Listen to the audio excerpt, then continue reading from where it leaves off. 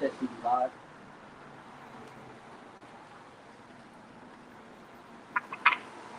Is Isaiah 24? Come on, that's fine. Yeah, but I think this is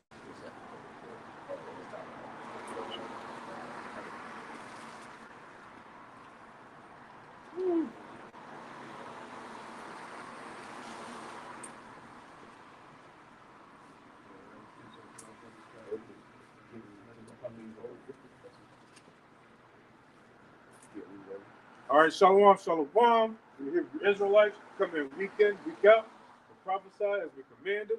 Before we get started, we'll give all praise, honor, and glory to Yahweh, Hashem, Yahushua, Hashem, Kakadash.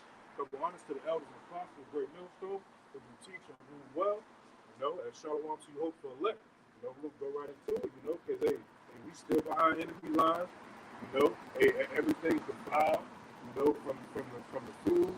To the water, to the people, the rulership, everything is just out of course, but that ultimately comes from the children of Israel falling from their first estate, having those that breath of life that was given unto Adam, but you can go ahead and grab that out. The book of Isaiah, chapter 24 and verse 5. The earth is also defiled under the inhabitants thereof. Right, the inhabitants that are in power right now is Esau Edom. His blessing was to get the fatness of the earth in the sword, and he's done that, but he can't rule in righteousness. Everything you see Esau produced, that's the son of perdition that's spoken about. Everything he produced is adverse to the Heavenly Father. The book of Obadiah, chapter 1 and verse 10. For thy violence against thy brother Jacob, shame shall cover thee. Yeah, shame is going to cover you. All these things that you're trying to bring out, the Lord says your bounds are set. There's only so far you can go. So when Yahweh says Yahweh shot back, the Lord says your blood's going to be on his garment, and that's that payback, that righteous payback that's to come to. And thou shalt be cut off forever. Yeah. You're going to be cut off forever. After you go through that 1,000 years of captivity, hardcore captivity, you're going to be cut off. We're going to round you up. You're going to be burned. Because everything you've done, you've broken treaties, you polluted the people, you polluted the mind, thank God you got it. Because they have transgressed the laws, changed the ordinances, and broken the everlasting covenant. Yeah, that's why you get cut off forever. You know what I'm saying? Because you broke one of the major laws. Because you hated your brother Jacob. You know what I'm saying? Because you killed and slaughtered the children of Israel. You defiled the earth. Let's speak to. Like I said, the devil has transgressed all. Every law that's in the book, man. Everything he does is contrary to the law, to the commandment. That's why this world out of whack, man. I mean, come on, man. Look at the relationship that we're in today, man. Look at our children. We can't take care of our children. We can't even, correct our children how to way according to the law, statutes, and commandments, man. Like I said, there's laws on money, there's laws on tree, there's laws on life. Like I said, there's boundaries that that you cannot step, man. And that's why, again, that's why the Heavenly Father set his bounds on earth. That's why he can't go, like I said, to other planets, because we know what he'll do, man. That's why, man, the Father said, what, such as stars in the heavens and all that stuff, but you can't. That's why his bounds has been set. And now we know the reason why, like I say, he's unable for rulership, basically. And if I may, that's how wicked this devil is. Here it is. The moon ain't did nothing to him. This devil's talking about blowing up the moon. So what? How did that conversation even start? That's how you know that this devil got to be destroyed. That bad science, that crazy science. You see it on the cartoon. Wacky eyes. Gets this happens to it. It's a damn devil. Going back to what I was saying, like I said, think about the movies that you got Elysium, Star Wars, and Star Trek. We always say that war, battle. Come on, man. So you don't think he's gonna do the same thing? If it was reality. Esau got nothing but water on. That's what his blessing was. You know, he used it well. You know, on all levels. You know, he used chemical warfare on you. He'll manipulate you. You know, he'll kill the family structure. You know, it's endless when it comes to this stuff on this world. You know, and what's warfare. Ezekiel 4 and 13 reads, and the Lord Yahweh said, even thus shall the children of Yasharahla eat their defiled bread among the Gentiles, whither I will drive them. Yeah, we was going into that for the camel hold on. You know how this is about, you know, brothers in the elements, you know, everything you go through, they either have the water, if you can't get a good glass of water to drink from, you know, everything is just defiled. You know, when you go to they promote that new McDonald's meal with offset and call it beef. That's another step, man. That whole bill, I heard they charge them on the website like $20 for it. I have no idea. You know how this nigga But yeah, but hey, everything you push is death. You got that. You give a bit on that. Yeah, I just wanted to get that since we were talking about everything being defiled. We're at a place right now where, number one, they jack up the prices for the so-called good food, the organic food, the healthy drinks. Before the cameras got put on, we were talking about water. If you want decent water, you're going to have to spend $4 or $5 just for one bottle, you know? And, you know, we're told to drink, what, around a gallon of water a day? What is that? That'd probably be about over $20 you got to spend every day just to drink an adequate amount of water. Then on top of that, you know, since we under the curses and we don't have money like that, we got to buy the little bullshit water. And that shit's killing us when it's supposed to be making us feel better. Read the back of the regular so-called spring water that's reasonable price. They got so many damn technical words. We don't know what the fuck this shit is. You know what I mean? You gotta Google this shit, you know? Even like those pH water, man. Only thing to do to change the pH is add soda to it. Right. Which is dehydrate, it's just dehydrate you at the same time. Hey, prime example is what? A Dasani. You know what I mean? Like I said, because it said salt, and then there's I forgot what the other one, it's called magnesium sulfite. Yeah, it's trying to find out that, you know, like I said, Mo, we talking about, you know, that they use it, you know, to kill people. I guess, you know, if you keep drinking those type of waters, you find yourself thirstier than when you first cracked the bottle open. You know? And me personally, when I make my ice, I put it on a tea kettle. And I dissolve. Even though we're not getting the benefits of the water, at least I'm killing off the bullshit that's in it. You know what I mean? Yeah. I was reading somewhere the other day, it said that even boiling it makes it bad too. Yeah. It's awful, man. Yeah. It's the condition you hear. You know, it's the curse you never know. You know? But ultimately, as the scripture said, you know, so you went above and beyond when it comes to this captivity. You know? And it's about to get even worse. Because here it is, you know, you got a whole bunch of people complaining about the water after that Ohio thing happened. You know? Now you're like, with all these rainstorms and snowstorms and windstorms, what do you think that's going to happen with, you know, these chemicals that's in the atmosphere? You know, this Esau be doing stuff under the rug too. Ain't no telling. You know, he put that together. Yeah, like I said, some states already been had there. You know what I mean? I had to push like what, Michigan, Mississippi. They down the water crisis, man. Like you said, and other states that you probably don't even know about. Yeah, we talking about that the other day. The Michigan situation ain't fixed. And you know damn sure this whole hazardous chemical situation going on in Ohio, it's going to be long death, you know. Hey, it's going to draw up. Hey, it's funny too because, like I said, these are Edomites. But think about Ohio. We don't think about that. Yeah. And like, and you can say there's something. He said that they don't care about this. He don't even care about his own people. Yeah. If you look at the movies, if you look at his movie, the hills have eyes and all that. Yeah. But they were experimenting on their own kind. That's why you see the people in the rock, in the mountains, with 3 eyes, deformed.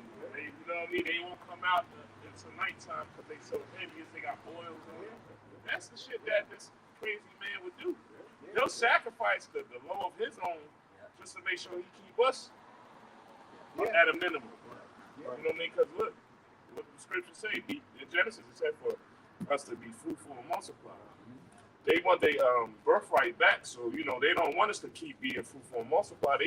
Their end goal, hey, is craft the council. You know what I mean? The house, the name of Israel will never be no more in remembrance. You know, and that's his plan. Because the higher ups, believe it or not, they know the scriptures. You know, they tricked the world to believe that the scriptures are just a fairy tale. And for the ones that do believe in it, they don't have the understanding that the so-called Negro, Latino, Native American are the Most High's favorite. You know, chosen. They don't want to accept that. I don't know, brothers. I'm gonna give it back to you. I don't know, brothers have seen, but I did a video the other day where, so I didn't post a slot where it was a House representative speech or something. The young Judite, she saw it. She was like, Kanye, right? We are the Jews. The Jewish woman at the end had the final say so. Like, I want to retract her statements because she's wrong. Kanye was wrong. I'm Jew. She said, I'm Jew and I'm Jewish. Well, you contradicting yourself like that. You can't be a Jew and Jewish at the same time. Just like somebody that believes that they're a black person. And when you walk around and say, I'm blackish, what the fuck is blackish?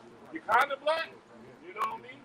So that's, at the end of the day, you know, I'm just saying, this damn devil, his whole plan to get back to us eating defiled and everything being defiled is to keep us at a low state and not wake up to who we truly are. Because it's not just a physical battle we're dealing with, it's also mental, spiritual. You know, the food we eat is affecting our mind state, man. We waking up angry. You know what I mean? Don't know why we angry. You know, because this damn devil spraying shit in the damn clouds that's hitting the top of our heads. You know what I mean? You don't know what's going on while we sleeping. You know what I mean? If I may, you're right on that. You know what I'm saying? Because there's no reason in the world why we should have the ailments that we have. Right. You know? You're a young man. Yeah. Right. I'm a young man. Right. You know what I'm saying? There's no reason in the world why you should be walking around limping. Right. You know? Because you can start limping on Monday and by Tuesday you watching like a bullshit commercial about knee pain. Right. You know what I'm saying? That's how you know it's all designed. Right. You know, to cut out certain parts of your bodies, you know, to have you just broken down so that way this devil can make his money. You know? It's amazing. There's no reason. There's no reason in the world why anyone should have to go through what they're going through under this wicked kingdom, unless the people in power are just straight up fucking wicked. That's why they gotta be put down, not by us, but by Yahweh Hashem Yahushua. You people just gotta go. Everybody's starting to realize your bullshit. Even your own people starting to realize, hold on 1 second, I'm fucked. I got a quick precept about to back you up. This is Proverbs 29:2. When the righteous are in authority, the people rejoice. But when the wicked bear rule, the people mourn. So, you know, and I'm going to bring that back. Proverbs 29:2. When the righteous are in authority, the people rejoice. But when the wicked bear rule, the people mourn. Yeah, nobody's rejoicing, man. Everywhere you go, somebody's subject to some kind of claimants. You know, they got tribulation in the flesh, you know, or either they got tribulation at work, they're going through it, you know, with family. Everybody on this planet Earth right now is anxious in some kind of way, you know. But when the righteous are in authority, the people are going to rejoice, you know. There's going to be a time, there's going to be a time, you know, when these other nations, they're going to go through what they're going to have to go through in their captivity, but after it's all said and done, you know, they're going to be rejoicing as well. You know, they're not going to be perfect as we going to be made perfect, you know, but they're going to live a lot longer than they live here in Esau's kingdom. Yeah. And Brother Kashab, if I may, I have no idea of what rejoicing looks like. None of us do. I have no idea of what rejoicing looks like. I can't even fathom the idea of rejoicing until I see the fall of my enemies. And we were told rejoicing was what they do in them churches on Sundays. They go and holler, but that was just programming. We were told that that's what rejoicing and being happy was. People falling up. Did y'all see that video? You see it?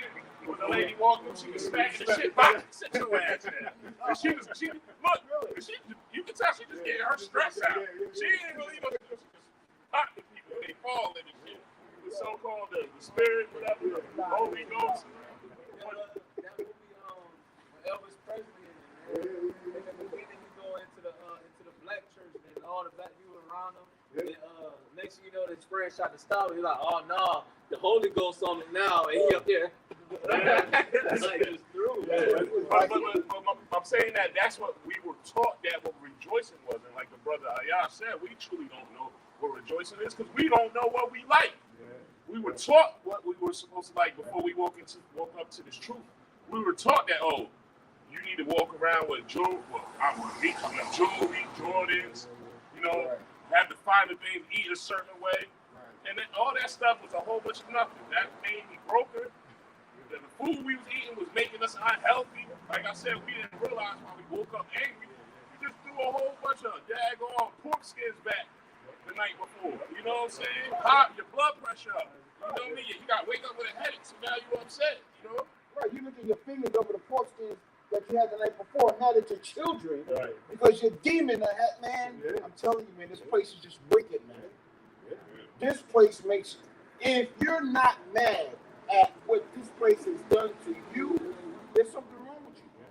Yeah, the scripture tell you, oppression makes a wise man mad. They through his wisdom, knowledge, and understanding, the Lord making us wise to our oppression, man. And to know who our enemy is and why we're in this state. That's why we're standing up on our feet, bold as lions, shaking the hand at this devil. We can't be in cahoots with what this world tells us is living nice and still have the love of the Heavenly Father. I always bring out 1 John 2:15, because if any man love the world, the love of the Father is not in him. So to the world, when they ride past it, like that's the angry ass black people that think they God's chosen. Well, we are angry. Because why? Because we came to the realization, hey, he woke us up that this place is polluted and defiled, and we don't want to continue in this society. The only reason why we want to continue in this society is to keep pushing the word of the Heavenly Father. Now they look. One guy was so, I guess, in the spirit. Y'all seen it in California. He spray painted the Lord's name on the wall, and they called that anti-Semitism. How is that anti-Semitism if we say we have the true name of the Lord? What's anti-Shemitic about that? When our Lord was Shemitic, or is Shemitic, I should say, Yeah, no, what they want with that name. Right. It scared the shit out of them. You know what I mean? That was a call from us to us. The higher ups. Make an article, put this on the news, tell them that this is it. They don't want that vibration being pushed out in the world. Too late. Right. Now, and then back to Yasalaki. The so-called Jewish people, they don't even call on them. They say Hashem, the name. But what does the scripture say? Who knows my name or my son's name if thou can't tell? Roughly paraphrased. So you walk around saying the name. Well, what is the name? We saying we have it. And you trying to demonize us for that, And we can back it up. Wow. You're going to change the righteous language into some bullshit added on, you know what I mean? This guy's a devil, man. See, the thing about it is, if you look at the 1611 KJV Bible, the very first page after you turn the cover is like an image, like a pictorial image, and then there's a cloud in the middle, and the name of Yahweh is in the cloud. Yeah, but in their language, though. But in their language, but we do a diligent search, to figure out what it matches up perfectly. So you people are fucking hypocrites, man. Even when you go to the Tetragrammaton, it's 4 letters. How do you get, Joe? I don't even like saying the names. How do you get these names out of it when the Tetragrammaton shows you? You break down it, it's going to come out to what we know the Heavenly Father's name to be. Yeah. Come on now. This is St. John chapter 17 and verse 25. It says, "O righteous Father, the world hath not known thee, but I have known thee. And these have known that thou hast sent me."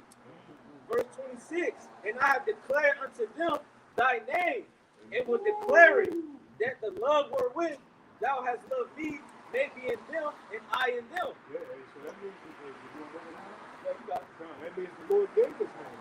He gave his for you guys saying the Lord has a separate name, he has a heavenly name and an earthly name. The Lord is going to establish a kingdom on earth as it is in heaven.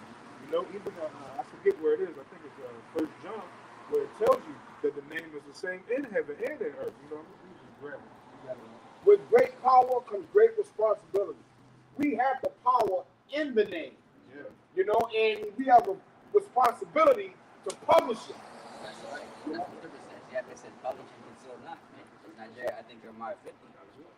I got a quick Oh, you bring it up. This is Zephaniah chapter 3, and I go to the point, verse 9. It says, then will I turn to the people in pure language, that they may all call upon the name of the Lord, Yahweh Bashem Yahushai, to serve him with one consent. You know? So we all in one spirit, we all in one consent. We believe on one clear, true doctrine, man. All right, and it starts with the name. Acts 4 and 2, it says, neither is there no other name under heaven where we must be saved, man. So we need the name for salvation, man. All right, the name of the Lord is a strong tower, man. The righteous want to get to it. It is safe. And it's safe. You know? And we feel safe with the name in it. So you know what I'm saying? Why do you think we keep praising, you know what I mean? The names. Exactly. When you go to prayers and supplications, man, or you feel comfort in your heart, man.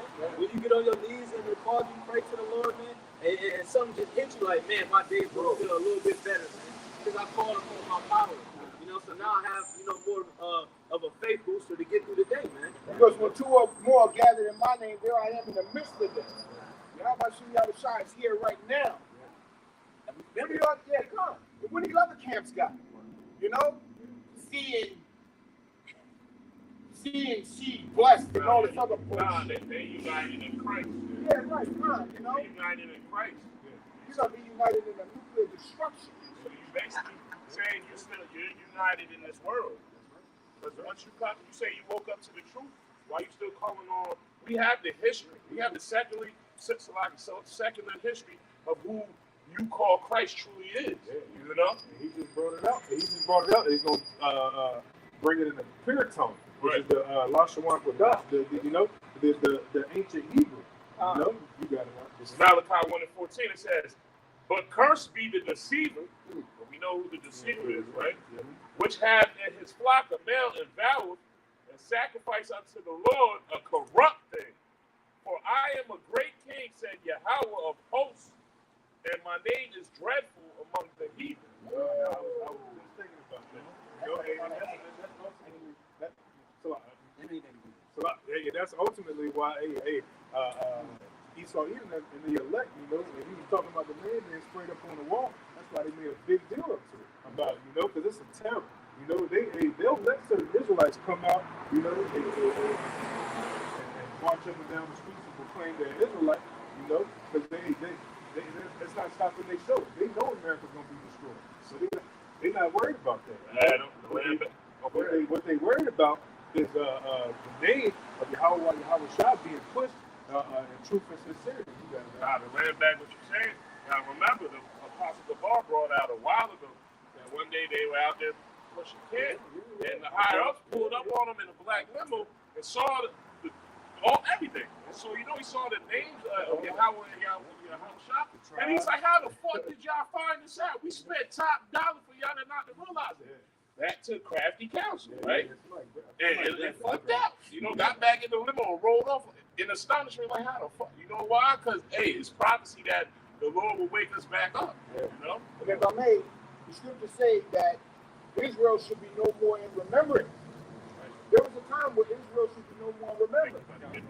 Now, you about to get that? Nah, I had to crafty counsel. But now, Israel is in remembrance. Bring it out. Yeah. Prophet Sean. This is Psalms 83 and 3. It says, started. Start Yeah, from the top. top. It says Psalms 83. No, you gotta come close. No. Come to the camera. Psalms 83 and 3 said they have taken crafty counsel. Now start at the top. Okay. It says Psalms 83 and 1. It says, "Keep not thou silence, O Yahweh." Yeah, this is the Lord. We understand it. We behind enemy lines, and we not gonna get out of this predicament until Yahweh Shah comes back. King David understood that. You know, and that's why he said, "Keep not thy silence." You know, he was ready for Mashiach to be risen up. You know, and to do his work. So the kingdom to be established. You got it. It says, "Hold not thy peace, and be not still, O Yahweh. Yeah. For lo, thine enemies make a tumult." Yeah, all our enemies. You know, all the nations outside of the nation of Israel are our enemies. Man, we've been in captivity and among all of these nations, man, and they've done nothing but tread us underfoot. You know, and ultimately that's because of our transgression against the Heavenly Father. But hey, you know, they didn't have to care for us. How the scripture go? They didn't ask you. Ask how you were doing. Roughly paraphrasing, you know. Hey, you gotta go. Another nation Hey, asked how thou doest. I just got the definition of tumult. Tumult is late 14th century from the Old French. It's from the Latin tumultuous. It means commotion, a bustle, an uproar, a disorder, or a disturbance. You know? Exactly what they wanted to do. They wanted to cause a disturbance, an uproar amongst our nation, like they do to this day. You know, they set up women's liberation. You know, they attack the family structure. You know, ultimately that's for you mess up the family, you mess up the nation. They understood that. I got that precept. You know? I got that precept. The book of Jeremiah, chapter 15 and verse 5. For who shall have pity upon thee, O Jerusalem? Or who shall bemoan thee? No, nobody's bemoaning us. You know, and that's ultimately because we've made a proverb and a byword amongst these nations. So now they think of us the way we out here looking. You know, and that's why ultimately all of Israel ever been saved. The electors was going to get the salvation on this side. Or who shall go aside to ask how thou doest? Yeah, nobody's doing that. You know, and that's ultimately it's done by plan. You know, and the brother's about to bring it out. You got it out. Verse 2, it says, "For lo, thy enemies make a tumult, and they that hate thee have lifted up the head. They that have taken crafty counsel against thy people, and consulted against thy hidden ones." Yeah, the hidden ones. You know, what's it? The lost tribes in Israel. You know, we're hidden. You know, we've been scattered, and ultimately we've had our heritage stripped away from us for our disobedience. You know, but these other nations, they looked at that and they was like, "Oh yeah, I'm gonna use this to my benefit. My rulership is coming." And that's what you see right now, especially the craftiest of the craftiest, Esau Edom, that cunning hunter. You know, as the scriptures says he is. You know, he knows exactly what he's doing. He knows how to plant snares and nets to kick Israel what he wants. Verse 4, it says, "They have said, come and let us cut them off from being a nation, that the name of Yasharallah may be no more in remembrance." And that's a very important point, because the name of Yasharallah has been removed off the earth for so long that these people are calling themselves the Ish. They're not calling themselves Yasharallah. But in this time, the true worshipers of Yahweh Shem Yahushai are calling themselves Yasharallah. That's how you know that the spirit and power of Yahweh Shem Yahushai is alive and well. From their respective tribes. That's right. That's right, bro. Not just Judah. Not just, oh, I'm Jew, or I'm Levi. You know, where the rest of the tribes go there? But we got every Friday to Saturday, you can go to certain corners of your city, and you're going to have a whole bunch of brothers from different tribes that claim it and backing up why they believe they're from that tribe. Now, we might not have it 100% on, which tribe a brother from, but we're in that spirit, though. You know? We got it a lot more than what they do. We're not calling ourselves Jews. We're calling ourselves Israelites, not Israeli, a people who lived in the land of Israel. Come on, man. You people need to wake the fuck up. And I'm talking to you, Jakes. You in the spirit. Hey, but that's the thing. You know, and that's the spirit of an Israelite, you know. Realize that the true and living power, you know, is no matter what tribe this brother's from, he realized his spirit bears witness that he's the son of the living power. You know? That's all that matters. Yeah. This is Baruch chapter 2, and I started verse 30.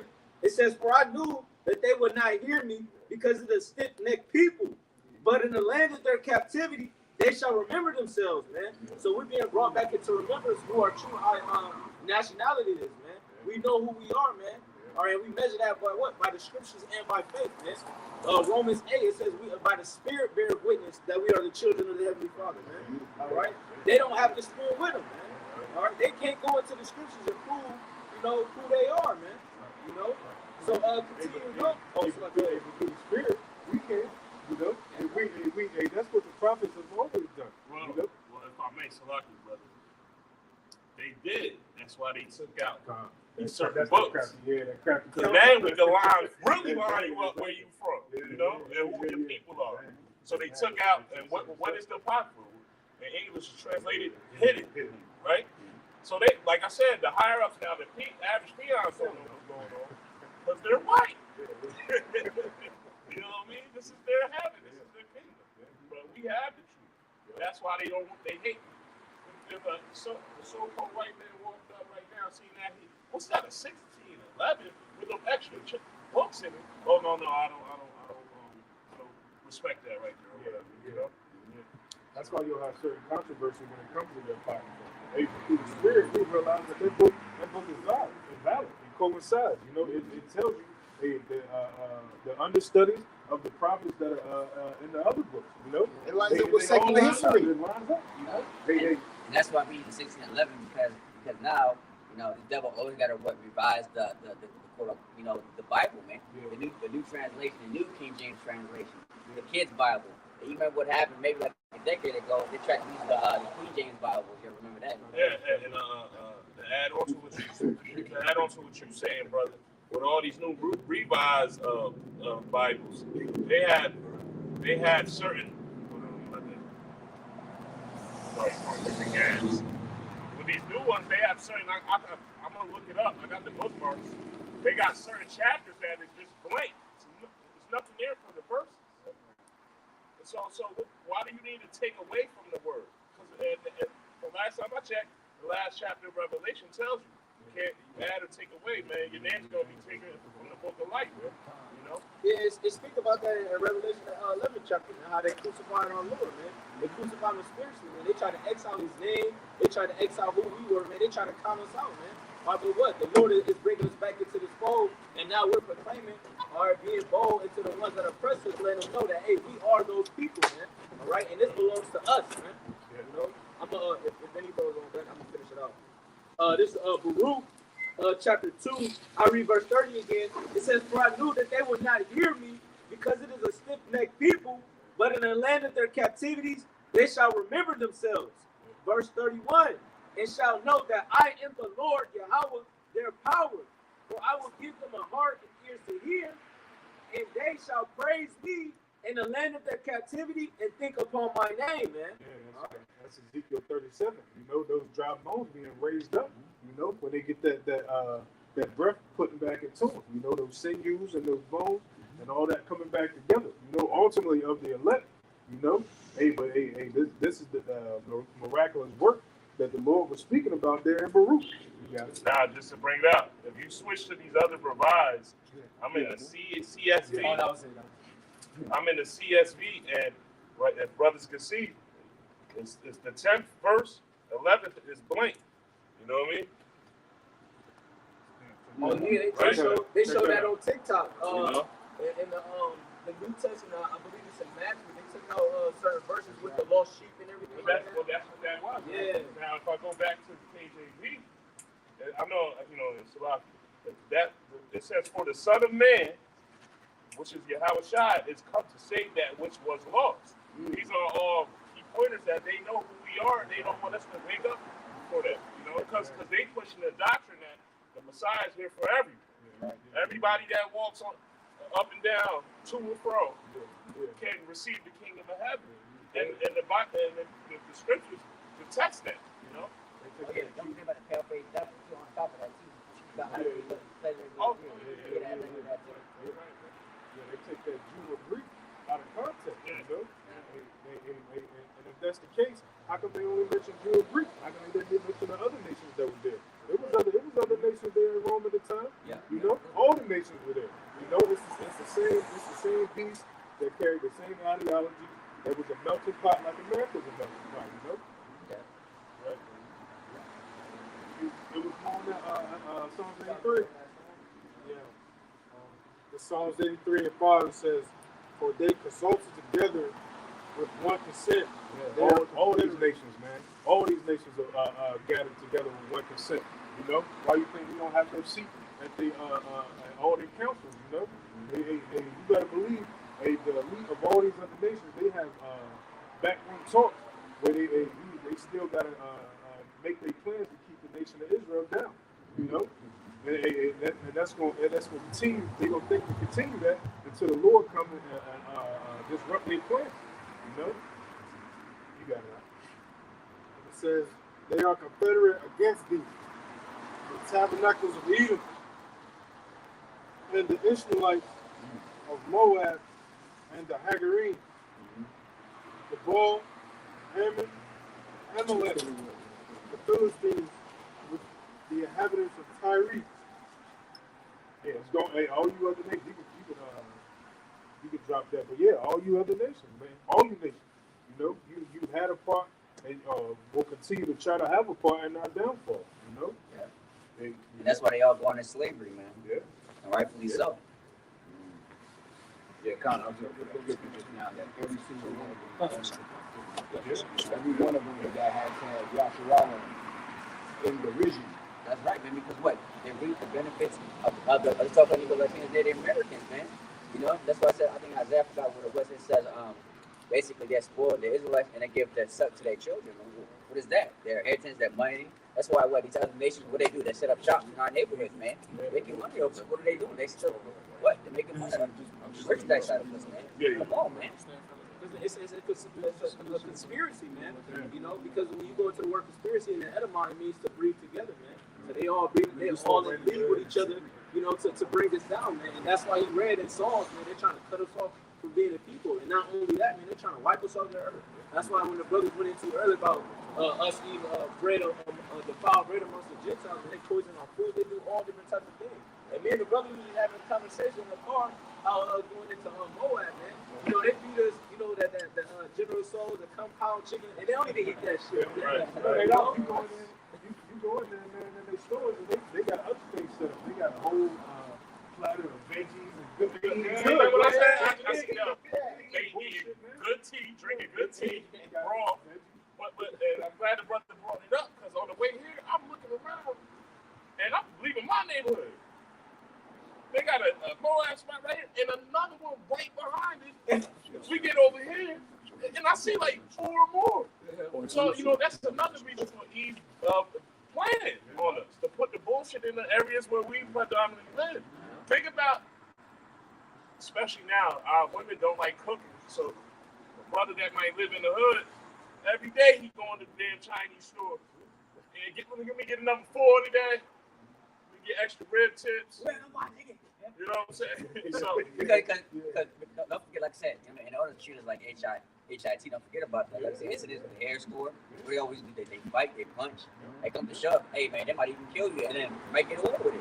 Yeah, so eating that over and over and over again, what is that doing? We just talking about our health, right? That's gonna break us down even more and more. Yeah, it might taste good to you, you know what I mean? But it's not good. They frying that rice.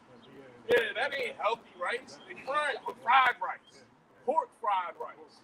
You know what I'm saying? Ain't nothing good about that. But if you look at their rice, they got the long grain, slim brown rice. And with they live long. Whole fish, even with the head on it. It still got the bones in it, still got the guts in it. I don't know how Moab do that shit, but they got the nice vegetables, and they eating on the other side of the bulletproof glass. You looking at the shit they eating, and you watching the shit that they making for. Hey, What's a good point you brought out? yeah, what's even worse that, you know, that we gotta mention is that, you know, I mean, that they don't even clean their utensils, they don't clean their food, and all that stuff. They don't even get their health inspector to come over there. No. That's how you know it's not clean. And they own all the beauty salons, they own all the liquor stores, right? Mm-hmm. So you got the liquor stores in all the bad neighborhoods. Like when I was driving in Newport News looking for a house, man, almost every corner you had a church and then a liquor store right across the street. You know? So that's how they're trying to taint our spiritual, you know, our temple, man, and our temple in our body, man, as far as like with the food, man. They're trying to destroy us, you know, physically and spiritually, man. Coming out of Satan's house, you gotta do something because you know you've been tainted with all types of demons. I was gonna say Young people are just the brother was talking about how they don't have the health inspector. That's because Moab on this earth right now, Moab is the king of bootlegs. They can bootleg anything. They making vegetables out of stuff that's not true vegetables, out of colors and stuff. So you know they bootleg all the clothes. So you know that damn health inspections sticker, they can make that shit look crispy clean, 100%. You know, even though it's fake. I wouldn't be surprised, guys. So what I'm saying that to say we are below them, even though they're supposed to be below us. You know what I mean? Even Moab, you know, they create. They don't got, like the brother said, they don't got no peripheral vision. They just hear. You know what I mean? You know. That's why it says in Isaiah, he said, "What Moab's a pride, man. Moab's prideful, man. Because you know, because what he said, I'm gonna be second position where he's at, man. So that's why he's able to do the things that. That's why he believes that during this next so-called world war, he believes that he's gonna be the next superpower, man. But it's not gonna be the case. See, but you got Moab here, you know, like what you saying, all prideful as if he's got necks. He don't have necks. Hams don't have necks. You know, none of these nations have necks except the nation of Yasharallah. We got necks. That's right. And it's going to be a culture shock to all you people who sat back and you mocked at the gospel that was presented to you. You're going to wish, because we're entering in that time where you're going to have to gird yourself on a level that you've never girded yourself. A man's going to have to be a man, not knowing how to be a man in these days. You know? And the reason why we know we have necks is right here. And I'll just go straight to the point. We bring it out all the time, but this is 2 Ezra 6:9. It says, "For Esau is the end of the world, and Jacob is the beginning of it that followeth." And we know right now he got it. So that's how we know we got necks. There's no more rulership we're not going to be under rulership of anybody because we're going to have the ball. You know what I mean? Can I back up? Yeah, sure. This is Revelation chapter 11, and I'll start at verse 14. It says, "The second woe is past, and behold, the third woe coming quickly, man." All right, so World War II already happened, and so we're waiting on World War III, man. And after World War III, what comes next? Verse 15, it says, "And the seventh angel sounded, and there was a great voices in heaven saying, the kingdoms of this world are become the kingdoms of our Lord and of his anointed. And he shall reign forever and ever," man. So that lets you know that we got next, man. All right, because Yahushua, he's going to establish the kingdom of heaven on earth, man, with the elect governed body, man, the 144,000, man. And it's going to rule forever and ever, man, for eternity. I got a precept. I got a precept. The book of Revelation, chapter 18 and verse 20. "Rejoice over her, thou heaven, and ye holy apostles and prophets, for the Most High hath avenged you on her." Yeah, it's talking about right here in America, man. That whore that's through all of her philosophies has destroyed the whole world. You know, the Lord's going to avenge us through her. You know, and Apostle Saul says it all the time. This place is an altar. You know, and that sacrifice is going to be the blood that's going to be shed in here. You know. Verse 21. And a mighty angel took up a stone like a great millstone and cast it into the sea, saying, "Thus with violence shall the great city Babylon be thrown down, and shall be found no more at all. And the voice of the harpers and musicians and of the pipers and trumpeters shall be heard no more at all in thee. Yeah, so all the happy-go-lucky, hey, people want that nostalgia, want to feel good feeling. Here they keep chasing in America that they can't find anymore. You know, hey, it's all gonna be thrown away. You know, that's where it speaks going back into what you said about Jacob having next. That's the hand betwixt the hill of Esau. You know, hey, through the spirit of power, Yahweh Hashem Yahushua, these words that we pushing. You know, the prophecy's already set, but we us pushing his word, we pulling Esau down through the spirit. You know, you got it. And no craftsman of whatsoever craft he be shall be found no more at all in thee. Yeah. Nothing will be found here no more. You know, as the scriptures say, you only gonna find desert-like creatures over here. You know, the smoke that's gonna burn, that's gonna show, is gonna be for remembrance. You know, and nobody's gonna inhabit this land no more. You know, when that destruction comes, when World War III comes, you know, where World War III shoots those missiles here on America, hey, that's gonna be all she wrote for us. You know, and that's it. And the voice of the harpers and musicians, and of the pipers and trumpeters shall be heard at all no more in thee. And no craftsman whatsoever craft he be shall be found no more at all in thee. I read this already, I'll read it again. And the sound of the millstone shall be heard no more at all in thee. No more working here in America. You know, hey, all these 401ks and all the things and the comfortability that you set up here. You know, and all these things that you work so hard toward that gives you no life whatsoever. You know, it's gonna come to naught. You know, you got it. And the light of the candle shall shine no more at all in thee. Yeah, Esau's wisdom. You know, everything that Esau established here is gonna be taken out. You know, none of the things that he established to be held in high esteem is gonna be looked at no more. They're gonna say, is this the man that made the work to tremble when he's taken back to his true estate? Yeah. You know, you got more on that. And the voice of the bridegroom and of the bride shall be heard no more at all in thee. For thy merchants were the great men of the earth. For by thy sorceries were all nations deceived. Yeah. And in her was found the blood of the prophets and of the saints and of all that was slain upon the earth. Yeah, so to go into that as well, you know, for men out there saying that the prophets ain't gonna take death on this side, hey, that goes against you, man.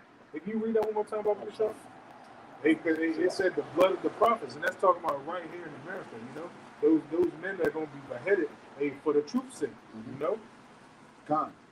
The book of Revelation, chapter 18 and verse 24. And in her were found the blood of the prophets and of the saints and of all that were slain upon the earth. Right. And those men that are going to be slain on this side, you know, for the truth's sake, are going to return when Yahweh shall return. Being joint heirs with Yahweh shall. You know, I think somebody quoted that earlier. Somebody grab Romans 8 and hold that on deck as well. Let me jump back to our thing. Yeah, please do. The book of Isaiah, chapter 24, verse 6. Therefore has... Let me start back at verse 5. Yeah, you start. The book of Isaiah, chapter 24, verse 5.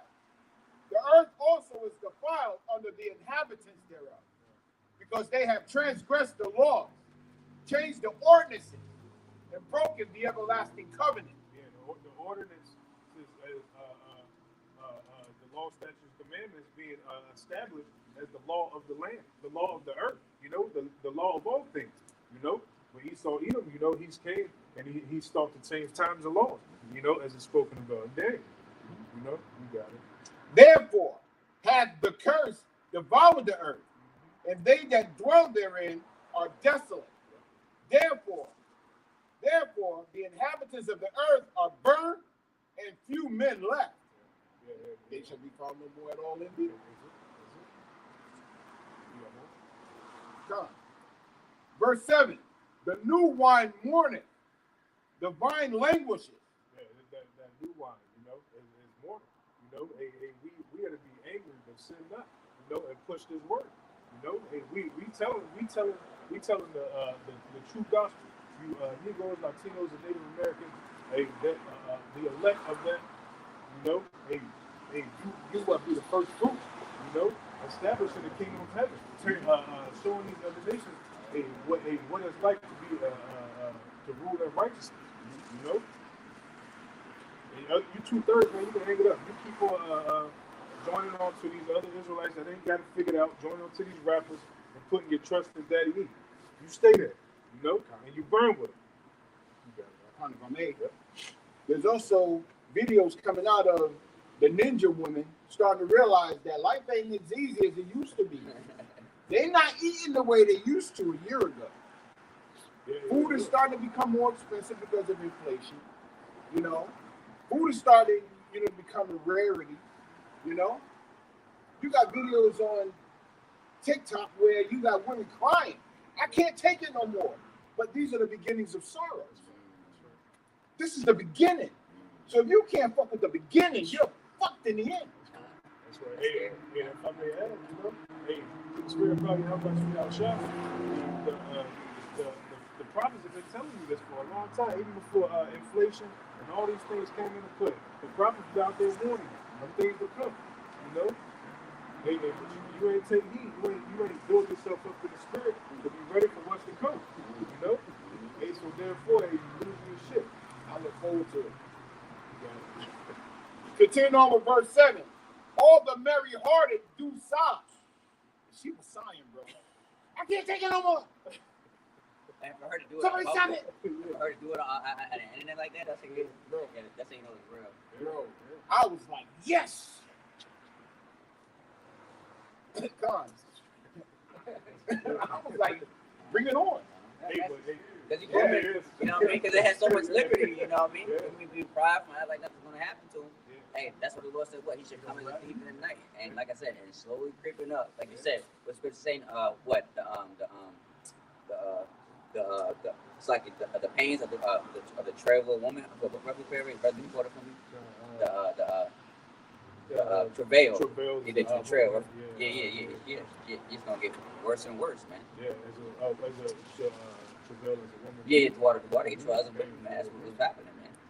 That's, you know what I mean? It's about the pop, man. It's getting worse and worse. Like I said before, this inflation. Because what? As we said before, because what? He deals with gradualism. Yeah, so slowly, things is getting more and more expensive, and some people start hurting. And that's why what people are depressed, mad right now, man. Yep. You know what he's doing? He's taking you through this roller coaster ride of hell, which is a condition, man. Okay. But he's taking you through this roller coaster ride, ultimately, so you can get that mark. You know, he wants to chip you up. You know that Revelation 13. You know, he wants you to surrender unto him. Yeah. You know, you look at him as a God. Yeah. You know, take his mark. That way, you don't do nothing without him. You know. Remember, get a quick precept. Yep. This is Daniel chapter.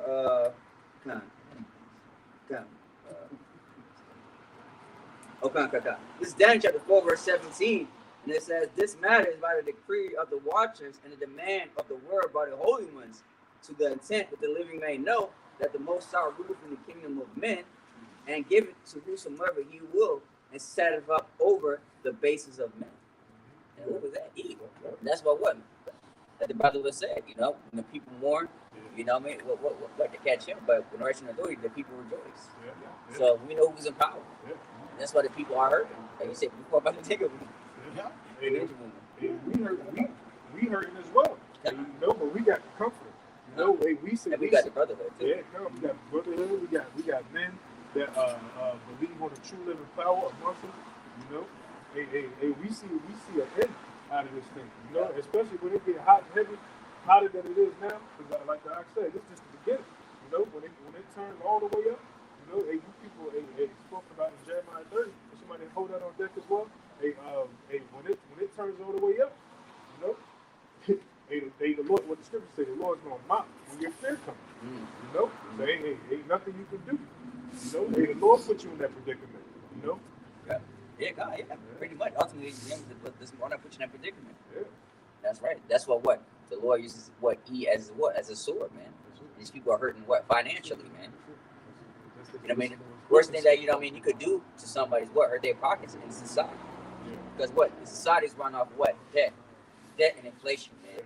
You know, and what cashless society, and that's how and that's how like I said, that's one of the ways E to control the people. Yeah. Currency, man. Because what do people always talk about? Money. They said even when it comes to own people, they talk about money. That's why they say what? Oh, we can't have kids because of what? Because of money. You know, that's why we watch YouTube videos about financially what? Everybody's in debt. I don't care who it is. Everybody's in debt. Whether you free or not, because what? You're in debt to what? To the bankers. Hey, which is part of his image, you know. So if you're gonna worship that man, you gotta know what comes along with it. Yeah. You know? Hey, so you people deserve everything that's coming to you. You know, it's all tangible. It don't last forever. You know, all these things gonna be resolved. You know. I got a precept over the show. The book of Matthew, chapter 14, and verse 25, because there's multiple ways people are looking at this, but we're looking at it one way. We're looking towards one light, one Savior, one King. You know? This is the book of Matthew, chapter 14, and verse 25. And in the fourth watch of the night, Yahushua went unto them walking on the sea. And when the disciples saw him walking on the sea, they were troubled. You know? Because, the sea, they never seen that, Yeah. Saying, it is a spirit. That was far-fetched. You know, to see a man, and he's walking on water as it's rumbling and tossing the truth back and forth, and throw him off. And they cried out for fear. But straightway, Yahushua spake unto them, saying, Be of good cheer. It is I, be not afraid. And that's entering into the time that we're entering into now. The troubled water. Yeah, the time of troubled waters, you got to slap. Yeah, bro, you speak on that. I was just backing you up with that, because they was troubled waters that they were in, so they were in fear, And what Yahushua told them, keep your eye stayed on him, and there's enough of time. You got it. God, verse 28. And Peter answered him and said, Lord, if it be thou, bid me come unto thee on the water. And he said, Come. And when Peter was come out of the ship, he walked on the water to go to Yahushua. But when he saw the wind boisterous, he was afraid, and beginning to sink, he cried, saying, Lord, save me. And immediately Yahushua stretched forth his hand and caught him and said unto him, O thou of little faith, wherefore didst thou doubt? Because we're entering into that time of great turbulence, and we have to keep our eyes straight away on Yahweh Bashim Yahushua. Other people don't have that. Other people's looking towards their money, their assets, their women, their children, their houses, their property, their government, this wicked system. But that's what sets the elect apart. Lord willing, I be one of those men, and let alone my brethren be one of those men. Because we're entering into that time of great trouble and tribulation. And a lot of these women, although this is the beginning, they start to feel it on a level that they've never felt it before. They've never felt not being able to feed their families or eat, especially this generation of women. They never felt that. We men, we can deal with this, Yeah, because we're built like that. We're built, man. I mean, that's why what? The Lord considered them what? As a weaker vessel. That's why they got to go out and shout and cry and do all this stuff. Like I say, for men going and abuse, but men, we don't, like I said, we don't do that because what? We wasn't raised to do. What? We're supposed to, what? Take it like a man. That just difference says what? Bird up the ones like a man, because what? You show yourself crying in the video. What kind of man are you? But like I said, you're going to have men out there that the scripture says, it says what? Men shall be as women. Because what? The society is turning what? Men is what? Is what? Demasculating the men. Exactly. By who? By these what? Ninja women. These single mothers. Yeah. To the point where they ain't men no more. And that's why what? There's going to be a shortage of men. Like the brother said, it says what? Men shall be refined as gold, man. This is the point here. And when they were coming to the ship, the wind ceased.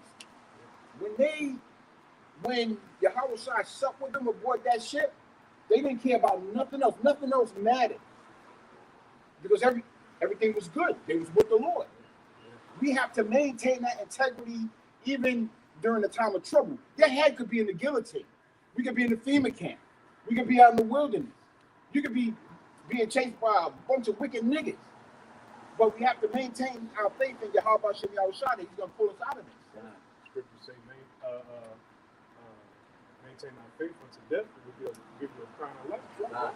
Even if God, Scripture says, even the grains of mustard seed thou shalt move mountains. Man. So you gotta have that inkling of faith. I don't care how much percentage you got, man. Because like at any moment, anything can happen, man. You know, at any moment, it could be any second, something could go down, especially in Jacob's trouble. When there's no laws established, you know, I mean, anything can happen, man. No rules. You know, the Scripture says, hey, like I said before, like I said, you could run away to a bear, and next thing you know, you could run up to a lion. This is about to get into that. Baba Kishah, do we continue on? The book of Isaiah, chapter 24, and verse 8. The mirth of the tabret ceases. The noise of them that rejoice ended. The joy of the heart ceases. And that's what you're seeing now. A slow decline. Well, actually, it ain't even slow at this point. Rapidly flushing down the journey. Yeah, this place is finished, man. You can see it on all levels, you know.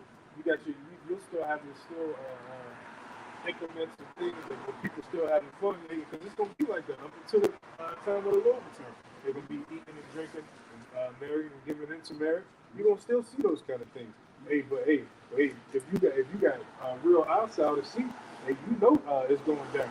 You know, Baba Kishar, hopefully this is the last Passover. We got to deal with this shit. I'm hoping I'm hoping this is the last Passover before shit hits the fan. What is it? The hopeful year that all prophecies are fulfilled. You know, You gotta believe all the prophecies are going up in nature. Yeah. Because when you look at when the Passover has been happening over the last few days, it's been closer and closer towards the beginning of the month. A lot is going on in the beginning of March. So, Yahweh Shem Yahushua, that this is the last Passover, we got to deal with this bullshit. Push the fucking button. I know.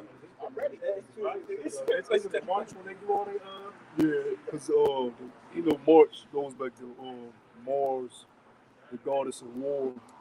But hey, we probably gonna be here another Passover, but it won't be like how it is right now. Right. Like if we here for another Passover, it's gonna be like the last of us. It's gonna be exactly. That's what they always say, you know what I mean? I don't want the rockets out, man, you know? Lord will, man. But as long as we still have this word and keep pushing, we got each other, and we know that prophecies, like I said, we already know prophecies are the fake. Like I said, because the scripture says what? Let everything be done decent and order. If the devil were to do it right now, like I said, we'll be all out of line. You know, everybody would know, man.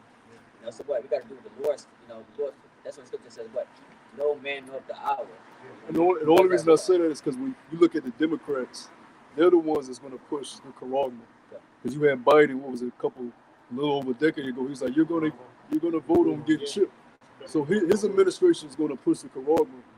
But Trump, we really believe Trump is going to be the guy, the last guy in there. It makes sense. It makes perfect sense. So we'll probably be here, in 2024 through 2025. But hey, it ain't that fuck. And if you complain about that, that just means you weak. We hasten the day, but we still got to maintain the spiritual gift that's been given to us, which one of those is patience, and multiple other things that the Lord gives you to keep you sound until His return. And He will put more on us than we can bear. As long as we stay prayed up, keep our faith. The Lord will handle the rest. And do the work, right? Sincerity and truth. Let it go. If I may add, Kobe Bryant, this is an interview before he had died. It was going into about how he won the championship, right? And then they was asking me, like, what are you going to do next and everything like that. He said it's more work to be done, job not finished. So that's the same spirit that we got to be in. No matter how long we got to be here, the job is not finished. Because as soon as when the job is finished, we're going to be out of here. And I wish I finish this course. So we gotta finish our work. Look at Yahweh Shah, what I mean, what he had to go through, man. But when he was catching him on a daily basis, he didn't even say how long. I was a period when you know what I mean, ninjas, man. Yeah. But what? He went through the course. He was getting mad with Jake too. He was like, Every day he had to deal with it, man. So how much more was, man? The scripture says what? The servant is not greater than his master. You know? And of course, you know, on this side, you know, we got a lake because what? We got leeway and stuff like that, man. You know, it ain't like I said, we're not taking on the birds of the Albashi. So we got to be appreciative about that. he did that once for himself. Everybody. Exactly. Hey, this bird is white, man. Yeah. You know? Hey, this it's not this. Hey, bro, I think it's in that Romans 8. We'll bring it out eventually. But hey, it's not. Burning is easy and my yoke is light. Yeah.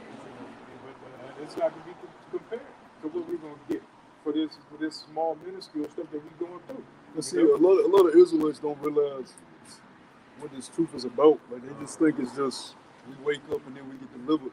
The reason why the Lord got us in captivity is for you to work on yourself as a man. So the time that we're here, you're supposed to be. When it says rehearse the righteous acts, what does that mean? You're supposed to be working on yourself daily, doing your videos, reading, studying to build your spirit up, so your spirit can handle this society that you're stuck in.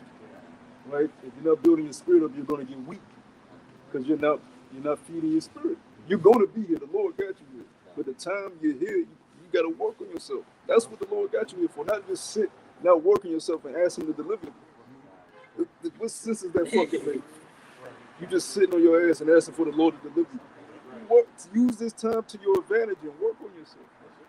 I think the Lord every day I got another day to work on myself. Like, yeah, another day to, because you be sinning like a motherfucker. That's why mercy doors is so open. That's why we got grace out by Shimon shot, man. If the Lord came back today, you 100% guarantee you gonna beat up. Yeah. Okay, then. That That's makes just sense. being real. Yeah, that makes sense. When you put it like that, we should all feel like we need a lifetime of work, because our righteousness is filthy right, it's grace that's going and mercy that's going to get us in the chariots, man. That's why Yahweh shine. That's why He said, "My grace is sufficient enough." Yeah. Work on yourself. Constantly examine yourself.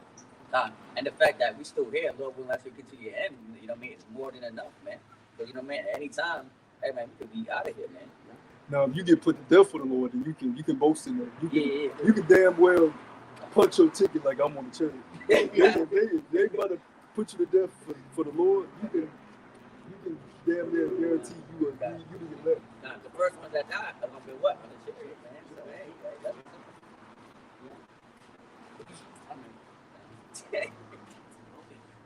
that's a lottery ticket. Those are hitting lottery ticket. Yeah, that's the mindset we gotta have. You know, if we gotta die for it, so be it. I mean, like I said, because what? None of us are immortal anyways, but if you're doing it for a righteous cause, you know what I mean? Come on, man. It ain't like, you know what I mean? You know what I mean?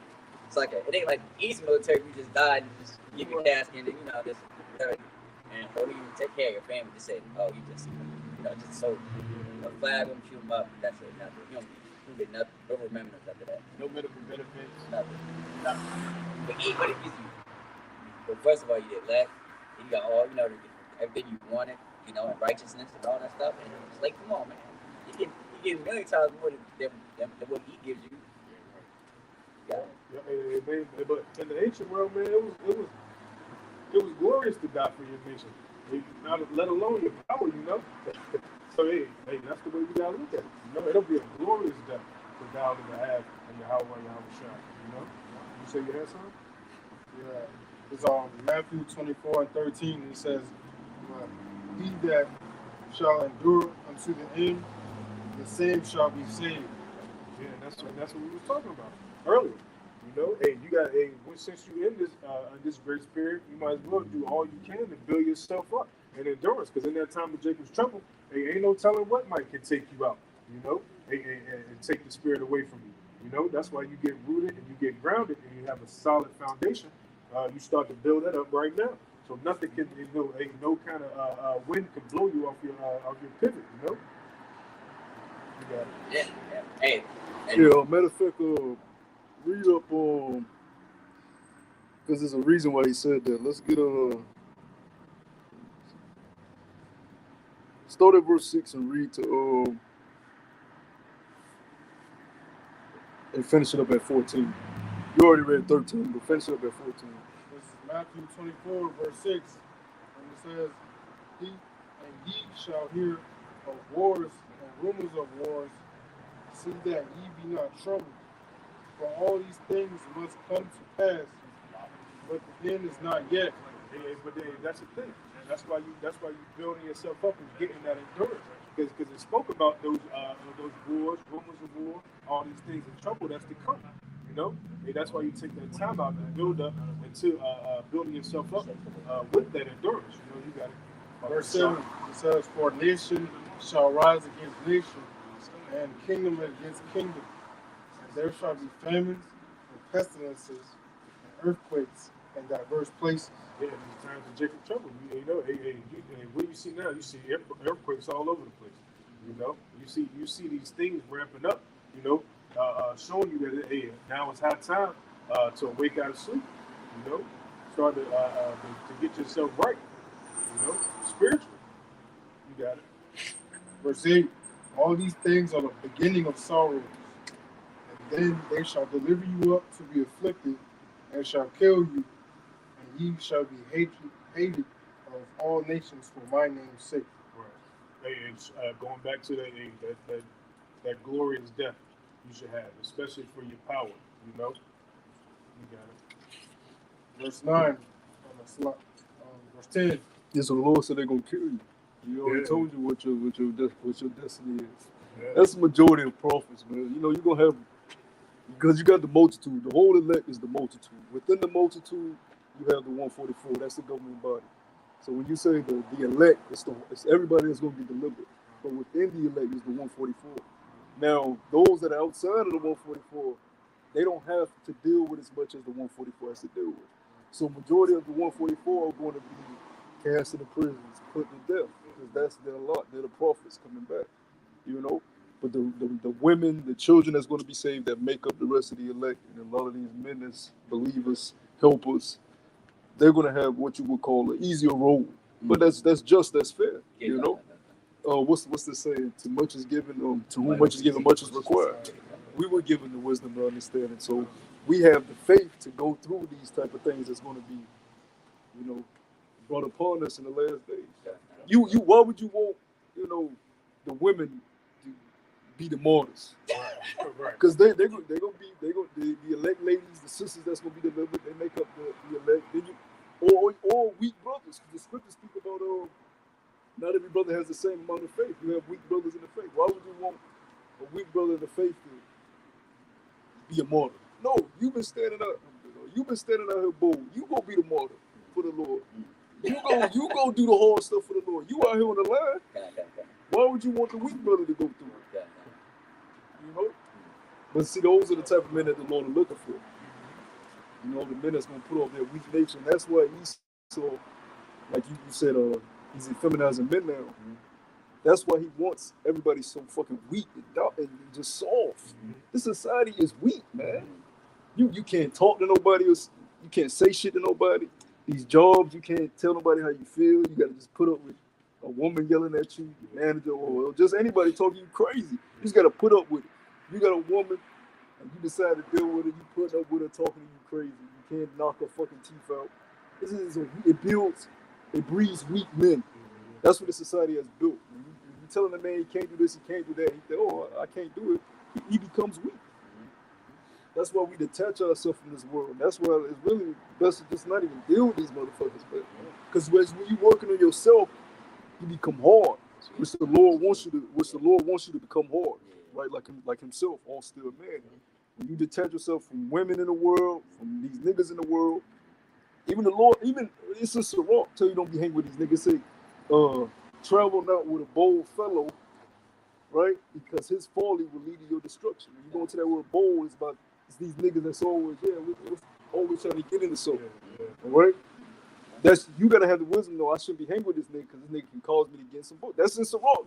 That's the wisdom. It's giving you the wisdom. When you detach yourself from this world, you become like, I don't give a fuck about none of this shit. I don't give a fuck about these people. And that's how the Lord wants you to be. Because if you start caring, when that time comes, you ain't gonna be able to withstand what comes on earth. Because you still have cares of these people in the world. The more you detach yourself, the better off you are. Now it's a lonely road, it's hard, right? But you a man, right? That's true though. You know what I mean? Yeah. Somebody said, like I said, being alone is not easy. Yeah, it's people see nothing. And that's why you have niggas that look for a woman to validate their manhood. Yeah, Because no, of course, nobody likes being alone. yeah, But you're looking for you're looking for a woman to validate you being a man. That's really what men are doing now. yeah. I need a woman I need pussy to know that I'm a man. Nah, like I said, just back you up. Bro. I mean, like I said, why do you think like people like Andrew Tate, Kevin Samuels, the Manosphere, the Red Pill? That's all they talk about, you know, the basketball play. Because what they feel like, I need to like sit and validate this. But no, that's not true, man. This word right here, you know, like I said, being a man, improving yourself, doing things that you need to do. Like I said, to make you, like I said, to make yourself happy, man. Ultimately, the scriptures, man. Well, even Andrew Tate got on them because before he became a big thing and talking about women, he was working on himself as a man. This dude was fighting. He wasn't caring about this shit. He got himself to that point where now the women want to run to him but he worked on himself as a man first, and that's on a carnal level. Yeah. We're in the truth. So we need to be working on ourselves. The Lord will give you the women. The Lord will give you food and clothes, everything that you need to survive. But you, as a man, you gotta be comfortable in your loneliness and say, "This is beautiful. I'm working on myself." And then it's just like when you're training. I'm gonna let you get your precept, bro. But it's just like when you're working out. Nobody likes to work out. So a nigga say, "Oh, it's the New Year's. I'm starting a new me," and they go to the gym for a week and they sore, but they don't want to go through the pain.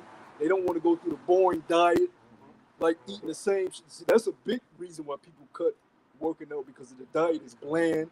You gotta eat the same foods every day. But the person that stays with it for 6 months to a year, you see that motherfucker the next year, his shoulders up there. Right? But he took the time to say, I ain't about to be distracted by women.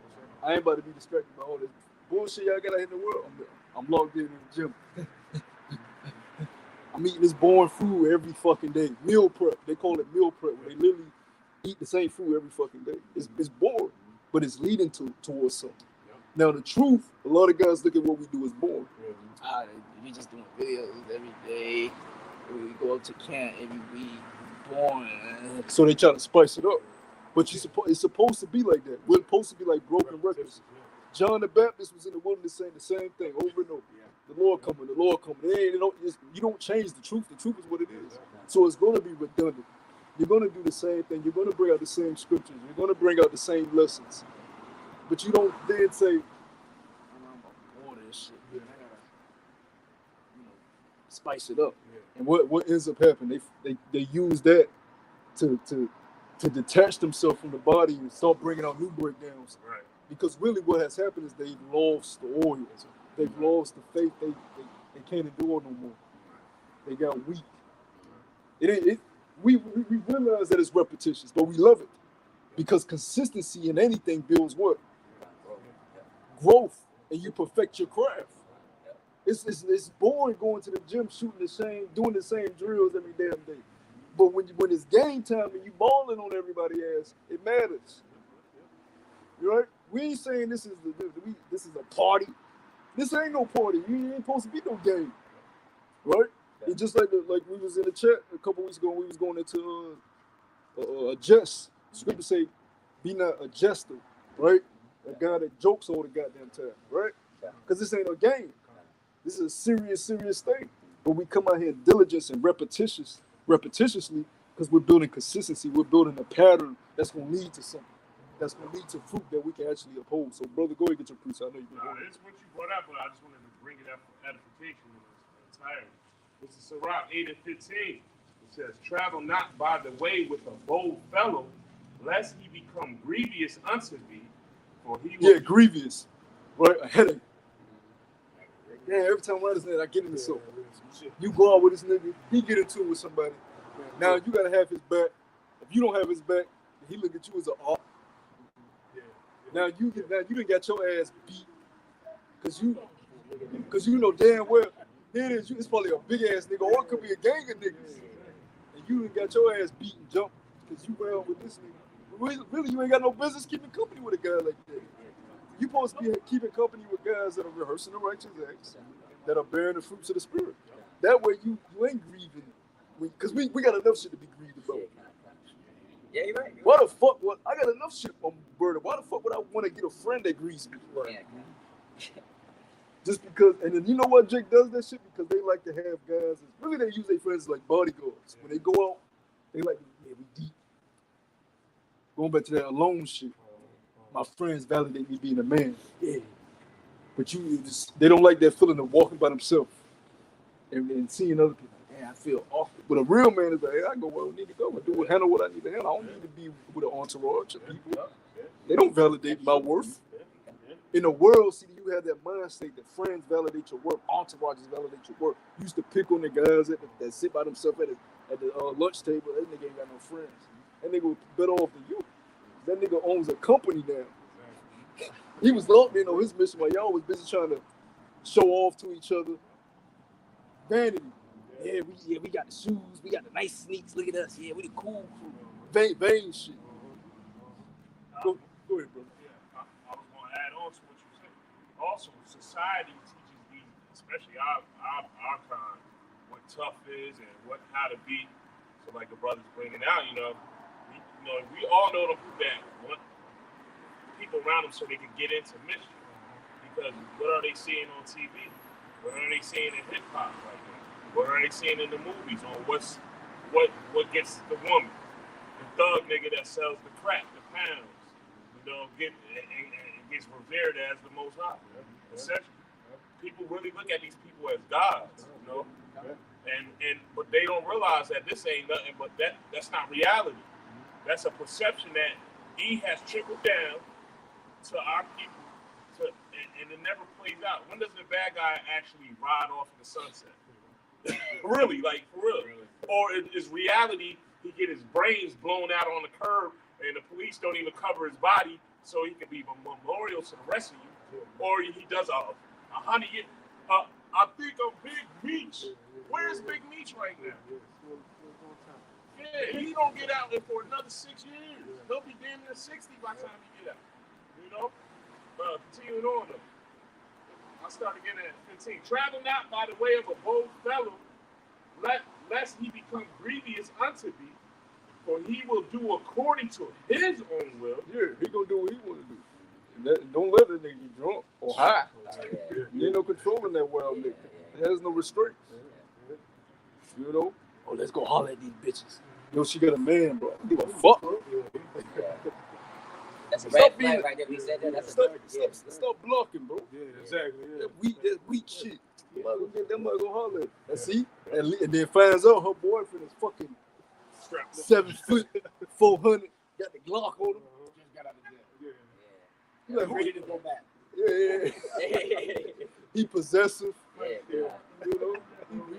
Ain't no way talking out of it either. So it's either, you already know what's gonna happen, man. You already know what's gonna happen. Ain't no talking like, damn, I didn't know. Like, nah, you don't want to hear that. Like the niggas don't deal civilized. Or it could just be a situation where you're out with these guys and they don't have the qualities we have, like humility and patience.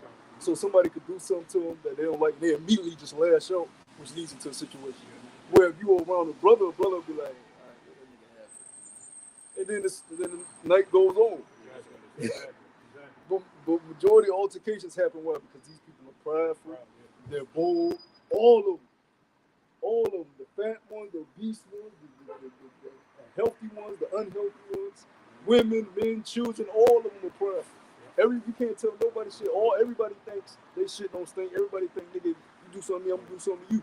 Then as soon as something happens, oh shit, help me, pray for me. They crazy. Comment if I may. A lot of it has to do with the conversation as well.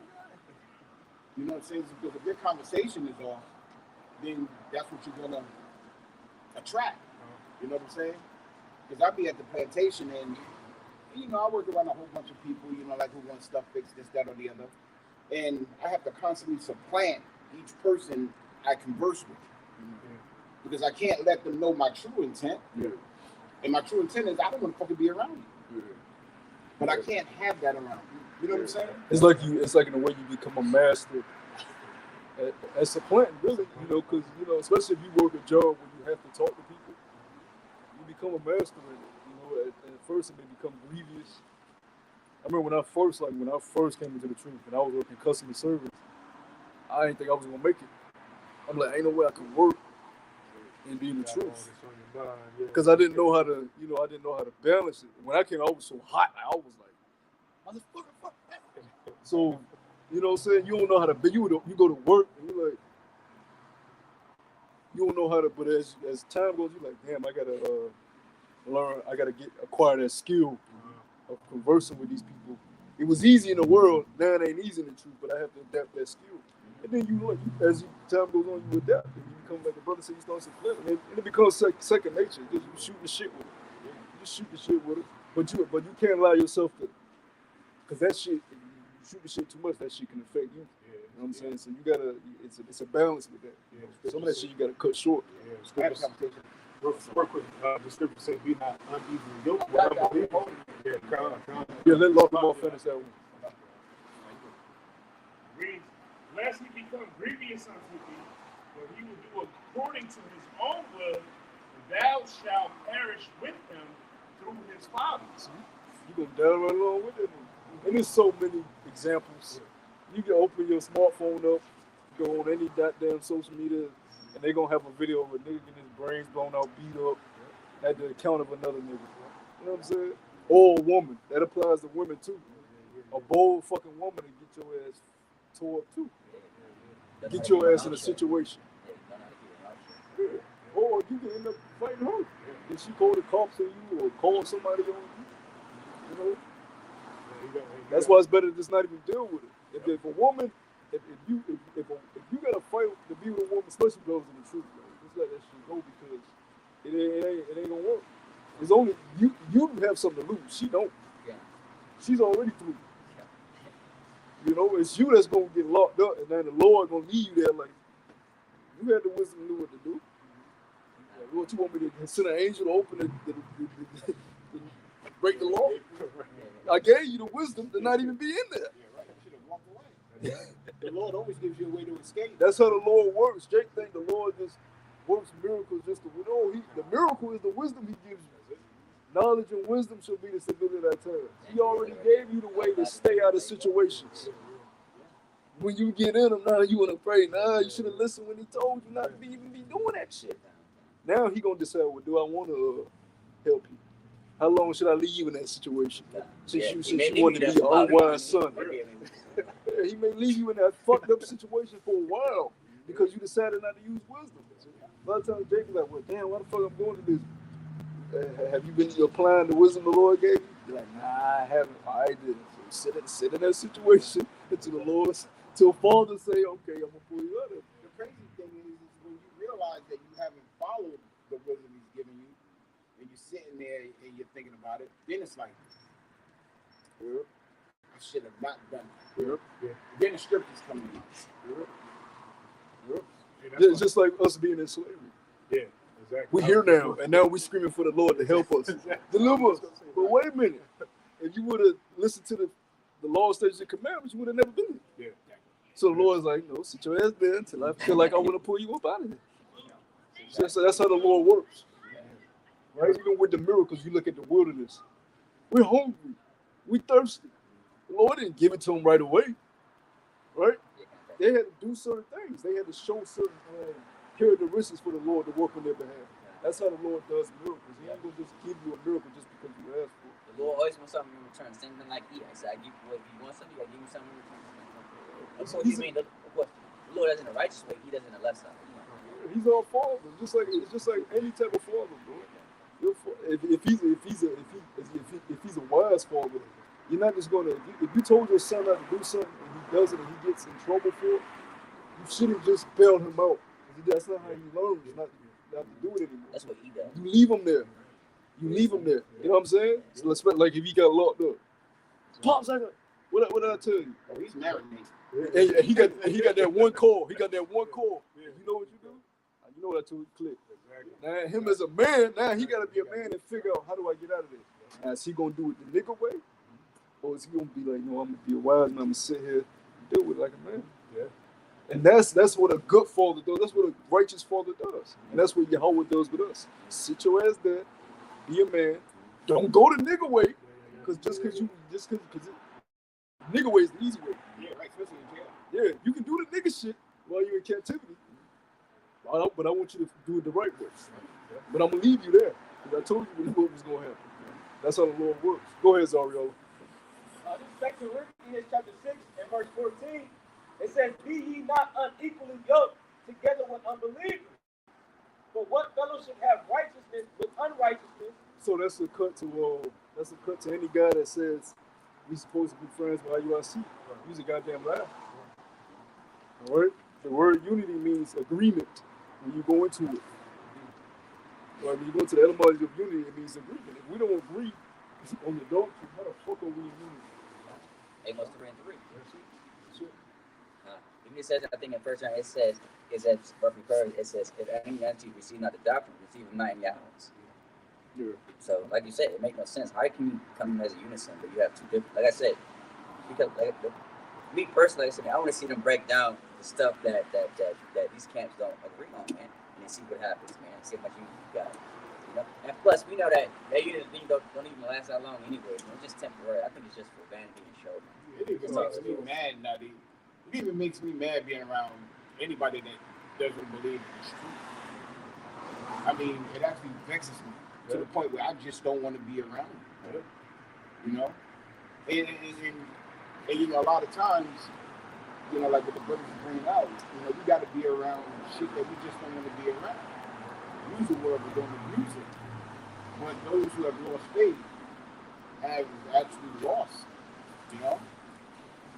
You know, and we don't want to be in that lost position at all. You know? That's why, you know, it's important, you know, to do the work.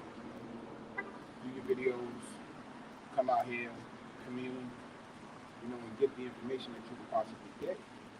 Because trust me, bro, those brothers down south, man, they're going off on a level that is ridiculous. You know, you can see it just being drained out of them.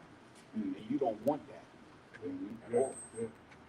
If I can add, you know, going into, you know, the fellowship with the unbelievers, man, how the way we carry and conduct ourselves as men of the Lord, a lot of people, you know what I'm saying, don't do that, man. So when shit hit the fan, all right, you're gonna be tempted, man. You're gonna be seeing, you know, people eat people. You're gonna see swine flesh and all that stuff, and that's when that integrity will have to kick in, man. And if they don't have the true, you know what I'm saying, mannerism and the fear of the Lord, man, you can't trust them, man, because they're gonna, you know, sidestep you for food, turn you in, or very well, like, you know, kill you and eat you, man. You know, so that's why it's very important and vital for us to be around like-minded brothers, man. All right, because that's gonna, you know, help us in that day, man. Yeah, when you look at those shows like The Last of Us, niggas ain't friendly. All that friend shit go out the window. Niggas is like, who the fuck is you? They ready to blow your fucking brains out as soon as they see the gay episode, which is bullshit. But in the beginning, he was on some. Yeah, he was ready. Yeah. The nigga was in the pit. Yeah. Help me. He said, Ready to nigga, shoot him, yeah. I'm about to kill you in this pit. Because he got stuck. Like, help me, man. I kill you there and leave there. But then he was like, but that's the mentality that people are gonna have. All that fake love shit gonna go out the window. Because you remember the first episode when and these brothers don't tell me nothing. I only seen the second episode, but first and second. But in the first one, you know, his daughter got killed. Yeah. Remember in the second episode, he had the little girl with him, and the dude acted like he was about to pop the little girl. So he went back into the past. He thought of his daughter, so he made himself harder. Fuck that. He attacked dude. You know what I mean? So that's gonna be the mindset. There ain't gonna be no I'm gonna let you slide. Nah, man, I'm hopping on your ass, yo. I'm not giving you an itch, yo. You know what I mean? See, that's another thing about these movies, you know, they actually prime your mind, you know, like on some old bullshit, you know? Because here it is, you know, like when shit really hits the fan, are you really gonna go back and go and get your seat? I mean, really, are you really gonna go back? Well, the average Jake is Right, but I'm talking about us in the truth. Yeah. Are you really gonna go back and say, you know, that's my wife back here in Ohio and you're in Colorado? Yeah. It ain't gonna be that way. You better prep. You better Yeah, throw some prayers up. That's why it's important, you know, to get your mindset to lose it all. To have nothing, depend on nothing except the Lord. You know, like what the Bible was bringing out. I mean, you really have to cut yourself off mentally. That's why we say Lord's will, because like I said, saying it and then living two different things. It's like I said, when you have faith and you be in a situation where you may not make it, or stuff like that, you pray, and sometimes you can pray, the Lord may not maybe deliver you out of that situation right then and there. That's when your faith and integrity and wisdom will come in. The brother was bringing out. That's why we rehearse the righteous acts, right? To prepare ourselves for these certain times, right? Yeah. That's why we have to be a little harder to our women now, a little harder to our children. Like the brother said, and, we all got people in the world, but we got to start distancing ourselves from them, little by little, little by little. That's why it's enduring to the end, like the brother brought out. It's a constant fight. We got to every day try to work, be a little better every single day. Scriptures tell us, and we're being tried and refined, And so when you try and refine, the person's better and knocks off those impurities, And these people of the world can be impurities to our spiritual growth, No, I'm sorry. I was just thinking because there's brothers out here with kids, and you love your kids. Exactly. But you love your kids, you love your women, who are in order. But if you got a fucking demon. But if you catch yourself thinking about saving, you think about your children more than how about Shem Shad. Well, we have examples. You could go to the book of Job. You know what I mean? And that book right there is going to tell you, hey man, if you really are fighting for the Lord got you. Whatever happened to your family, you might get tenfold better. You know what I mean? Exactly. Yeah, he told them that because the men that left, they left their families and followed him during that time. Like they literally left. Like they wasn't like how we do. Come camp on Saturday, because they wasn't in captivity like how we are.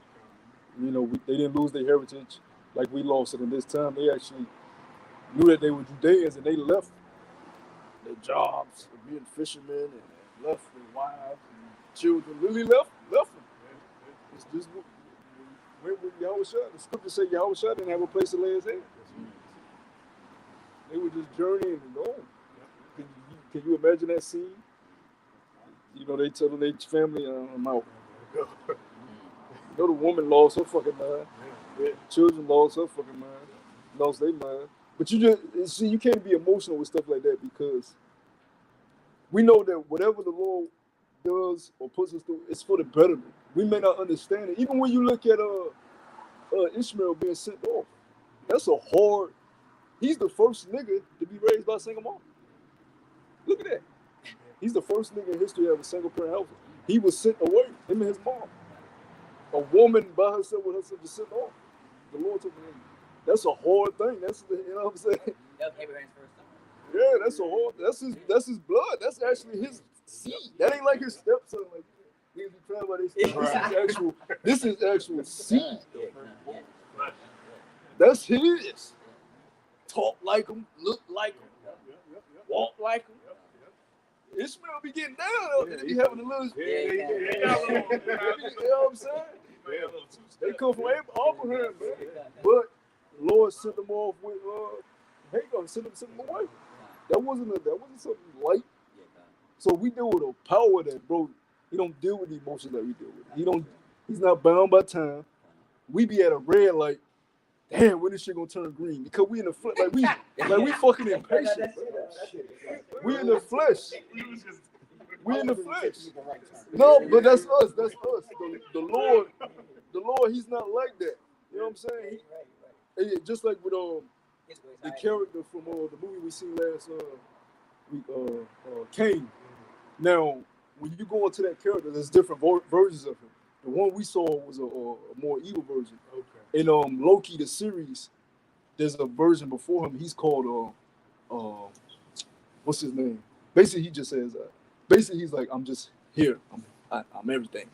So he's supposed to be like the Most High. He's like, I'm not bound by time. I'm just here. I'm not restricted. That's the Most High, right? He don't think like how we think. He don't. He just does what his will is. That's what's gonna happen. So we have to be like, okay, whatever the Lord is allowing to happen, we know it's for perfection. We know it's for righteousness. We know it's gonna bring a better world than what's happening right now. We may not understand it. Like, damn, you want me to leave family, man, you want me to push them off, man, you want me to do this, you want me to go here. You can't question, you just got to do it. Abraham had to leave his whole family. Yeah. He wouldn't have became the father of nations to be blessed if he didn't leave everything behind. I'm sure he was like, you got to go. Moses leading us out of Egypt. You in the wilderness. Even Moses probably like, 40 years? Hey, remember the time I just Wandering. Now, when you look at that area that's over there in Saudi Arabia, because that's where the wilderness was, or that area there, they literally was in a circle, bro, in the big ass desert, walking all those years. 40 years, man. Now you know me. Lord, what you doing this, Lord? You can't question this. You can't question it. You just gotta know that whatever's happening is for the betterment of the earth. It's ultimately it's fulfilling the Lord's story that He wrote. Because we read about these things and they teach us and we learn from them. You know, so everything happens for a reason. We in the moment we may not like it, but we know it's a reason for it. It's not meant for us to question our maker. Why am I thus? Just fucking do it. Go ahead. All right, quick one. This is Isaiah 55:8. It says, "For my thoughts are not your thoughts, neither are your ways my ways, said the Lord." Verse 9, "For as the heavens are higher than the earth, so are my ways higher than your ways, and my thoughts than your thoughts." There you go. So you can't really put yourself in a mind frame of trying to figure out why the Lord is doing this. Sometimes you may understand it. You may grasp it later, like, okay, I see why the Lord put me to that. A lot of times you may not understand it. It ain't for you to understand. It's for you to do it and go through it. You know. You ask yourself, why are we still here? Why are we still here? There's a reason for it. If it wasn't a reason for it, we wouldn't be here right now. Right? Because the Lord can take the Lord. If the Lord wanted to, He can just beam us up. It's the Most High. He do what He wants. Why are we still here? That's a reason for it. Right? Let everything play out to His perfection, His perfect will. You know? Even Yahweh Shai had to tell Peter, don't mess up prophecy. You know? Well, I can just kill this nigga right now. Well, I ain't gotta let him take you. No, let him take you. And when his moment came, he said, Lord, if it be thy will for to take this cup away from me. But if it be your will that I go, I'm gonna go do it. Just you don't question it. Why I got. He wasn't like, wow, I gotta go through it. He wasn't doing that. You know what I'm saying? He just asked, like, he got a little weak in the flesh, which is normal. Asked, Lord, if it be thy will, take this cup away.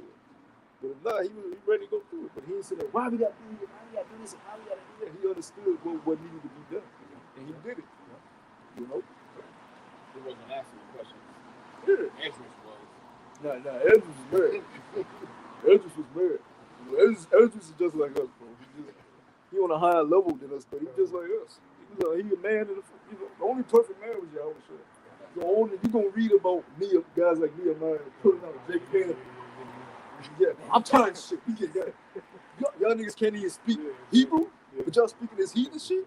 Nehemiah went crazy. He started beating their ass. This your kid? Nehemiah went crazy. You know, so it's us. It's us. You know, we those men. It's just us in our past incarnations in the flesh. Same how we do now. We get mad up. There's no thing out of the sun. Yeah. But now we're in our fulfillment though. So things that we read about in the scriptures, you know, we're even surpassing those men because those men weren't in the time that we're in now. Now everything's being fulfilled. We have all the scrolls together compiled. You know, they just didn't understand that he had to be right here, right now. Now he knows, perfectly. Like he was like, "Who shall save me in those days?" But he has the full understanding. Like, okay, why I gotta go through this? Ezra's is back right now, and he has more understanding than when he was asking those questions. He's breaking that down perfectly. So, go ahead, bro. Back in Corinthians, 2 Corinthians chapter 6 and verse 14, it says, "Be ye not unequally yoked together with unbelievers, but what fellowship have righteousness with unrighteousness, and what communion have light with darkness?"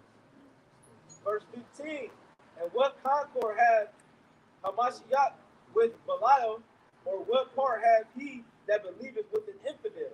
Yeah, so you try to force relationships with people that's wicked, and it's not gonna work. If you find yourself constantly trying to, it's like if you got a puzzle, working on a puzzle. I used to do puzzles when I was a kid, big ass puzzles. You got a puzzle piece, but this puzzle piece goes to a whole different puzzle. Yeah. You trying to force it in there. Yeah. It's like you unequally yoked. If you find yourself constantly having problems with this person, and you know that they're outside of the truth, it's like you're forcing a relationship. Why? You're grieving yourself at that. Knowing y'all can't get along. Knowing in the long run, y'all not in agreement. And in the long run, they're gonna get a fucking missile. Exactly. Because at the end of the day, the Lord don't give a fuck about how we feel. Nope. If He said somebody gonna die according to His word, they gonna die. Yep. If you know this person, you know they're not doing not even an inkling of what the Lord told, or the Lord can kill their ass. He don't give a damn about you or what you think. Yep. You doing the work that maybe you might be saved, but don't think you gonna be stepping in the Lord's program telling Him who's gonna be saved. He don't give a damn. He don't give a damn just because you got connection with people. That's what the Lord kills babies and women every day. Bro, Noah had friends, bro. Exactly. Noah lived over hundreds of years, bro. He had people he was way tighter than anybody you tighter with. You know what happened to them? They drowned. That's why the Lord should do it not Noah, because like Noah would have let him in. We know that. Imagine you was friends with somebody for 300 years. Yeah, exactly. Yeah, exactly. What type of memories and relationships you got with that individual? And then you know that he gonna die. Yeah, exactly. Yeah. That's why Noah had to drink, and I don't blame him. He had to drink, man. He had to drink. It was hard. He lost a lot of people he knew. Yeah. Well, it's like he was even just with that though. I mean, like I said, the flood and all that stuff. All that the Lord did. The rest of his family. Yeah.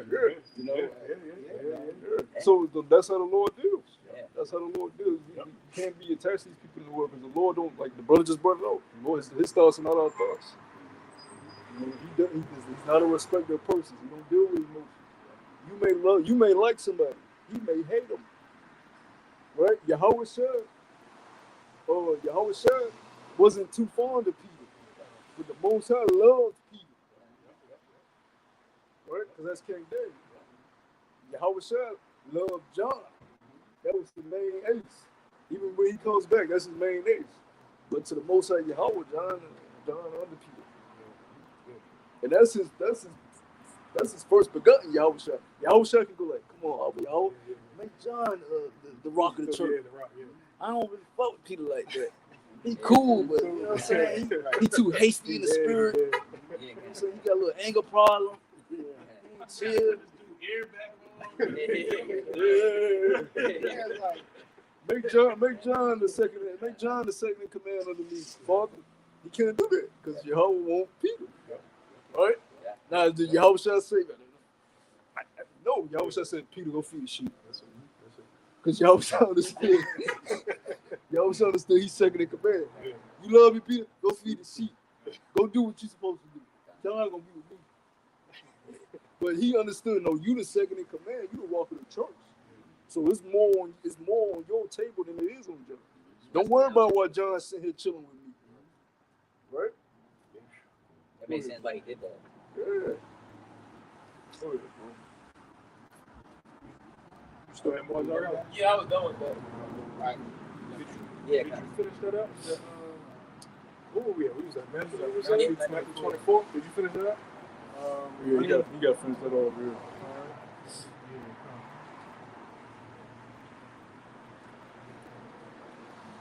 I had something going into what y'all brothers were going into. Can you bring it out? This is Ezekiel chapter 9 and verse 4. It says, and the Lord said unto him, go through the midst of the city, through the midst of Jerusalem, and set a mark upon the foreheads of the men that sigh and cry for all the abominations that be done in the midst thereof. Yeah, a mark of exemption. You know, these are the men that are rehearsing the righteous acts, doing all they can to do to find favor in the eyes of Yahweh Shai. You know, you got it right. It says, verse 5, and to the others he said in my hearing, go ye after him through the city and smite. Let not your eyes spare, neither have ye pity. Slay utterly old and young, both maids and little children and women. but come not near any man upon whom is the mark, and begin at my sanctuary. Then they began at the ancient men which were before the house. So that was basically, backing up the brother how he said there's no respect to persons, man. The Lord wants who he wants, man.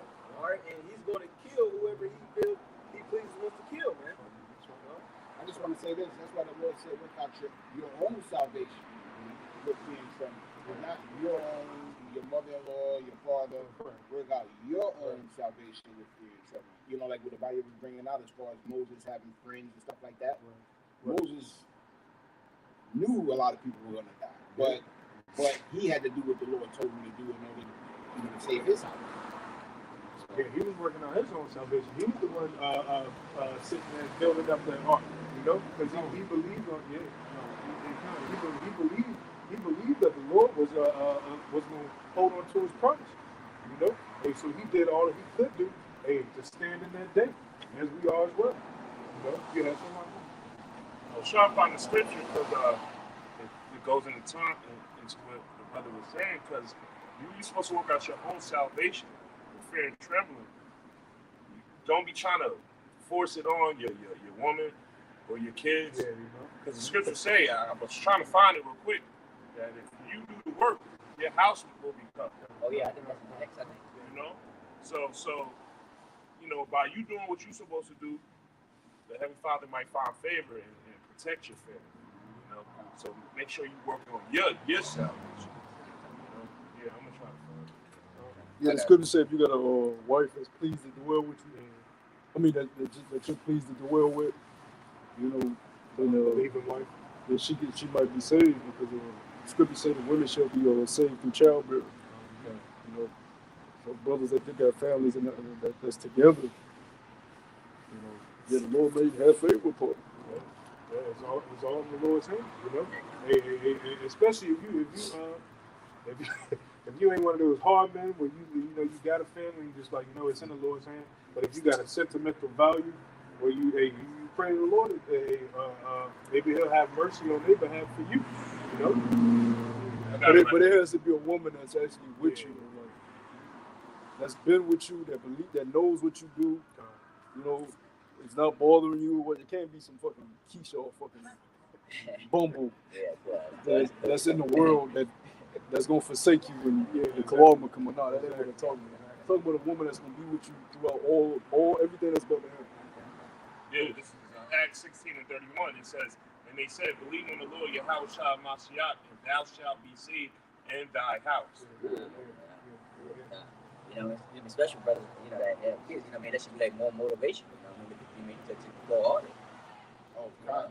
I mean, kids meaning, and brothers can correct me if I'm wrong, kids meaning those who are too young, not an age of understanding. Yeah, right, kind of. Because you're a man at 12, so 12, 13, really 12. But when it's talking about family, it's talking about those that they know what you like. We have brothers that have families. Their families know what they do. Their families accepted it for years. And they even taught their children the truth. You know what I'm saying? They believe. They're believing, and they're just letting the pops handle what he needs to handle. That's a believing household, right?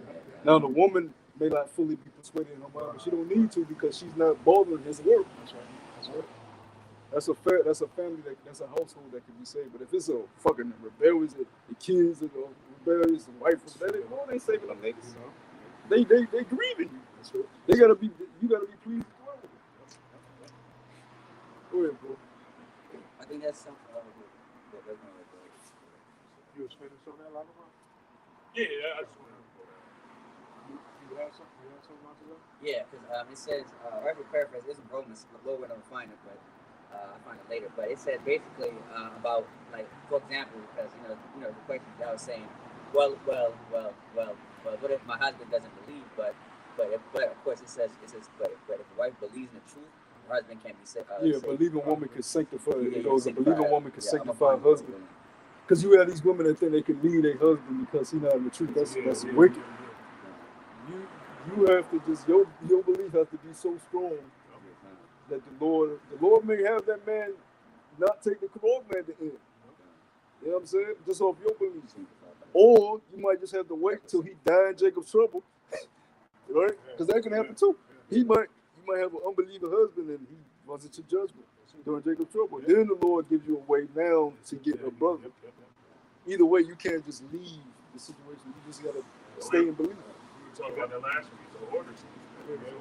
You can't make your way. You gotta let the Lord work things out. Yeah. Try to make your walk a little lighter. You know, trying to get rid of a husband. You know that you're betrothed to. You know, just because he's not a pleasing your flesh. You know, it might be a part of that woman's walk to go through that with that man. You know, and you can't be rebellious with that man. Exactly. You still gotta give him sex. You still gotta cook clean for him. If a real believer woman that has an unbeliever husband, she's gonna do what a woman's supposed to do for her husband because she believes. So she's going to, regardless if her husband believes or not, she's still going to be what she knows a woman's supposed to be. So she's going to rehearse her righteous acts, even to an unbeliever husband. If she doesn't, then she don't truly believe. Because now she's saying, well, I'm only going to do it for the brother that's in it. You don't believe, you ain't a real woman. You know, so the Lord is very strict in how he deals with things. And a lot of women, you know, ain't willing to do that. But the elect, like I always say, the elect ladies, we ain't seen them. Right? Like, oh, y'all, so one was sitting there. It was a chick, she on the dating side, I think it was Bumble. She got the Yahweh shirt, and she got her she got a business, which is cool, You know what I'm saying? You want to take her out on a date, take her out, cool, whatever, that's your business. But the elect ladies, we're not going to see them, all right? You're not going to see them until the Lord unveils them in due time. Why? Because the elect lady is doing what Titus tells you to do. They're keepers at home. They're quiet, right? You don't hear them, you don't see them until it's time for them to be revealed. So you stop thinking the elect lady is on your comment board, is in your DMs, right? That ain't the elect lady, man. Now you may have sincere sisters amongst those guys, but the majority of the elect lady that be delivered, you ain't seen them right now. Yeah, I got it right. Can you imagine if the Lord gave us Sarah's? They came up as Lord. Hey, my Lord. You know? Smell good, look good. Being a complete woman. Come on, man. You'll be too busy being with her.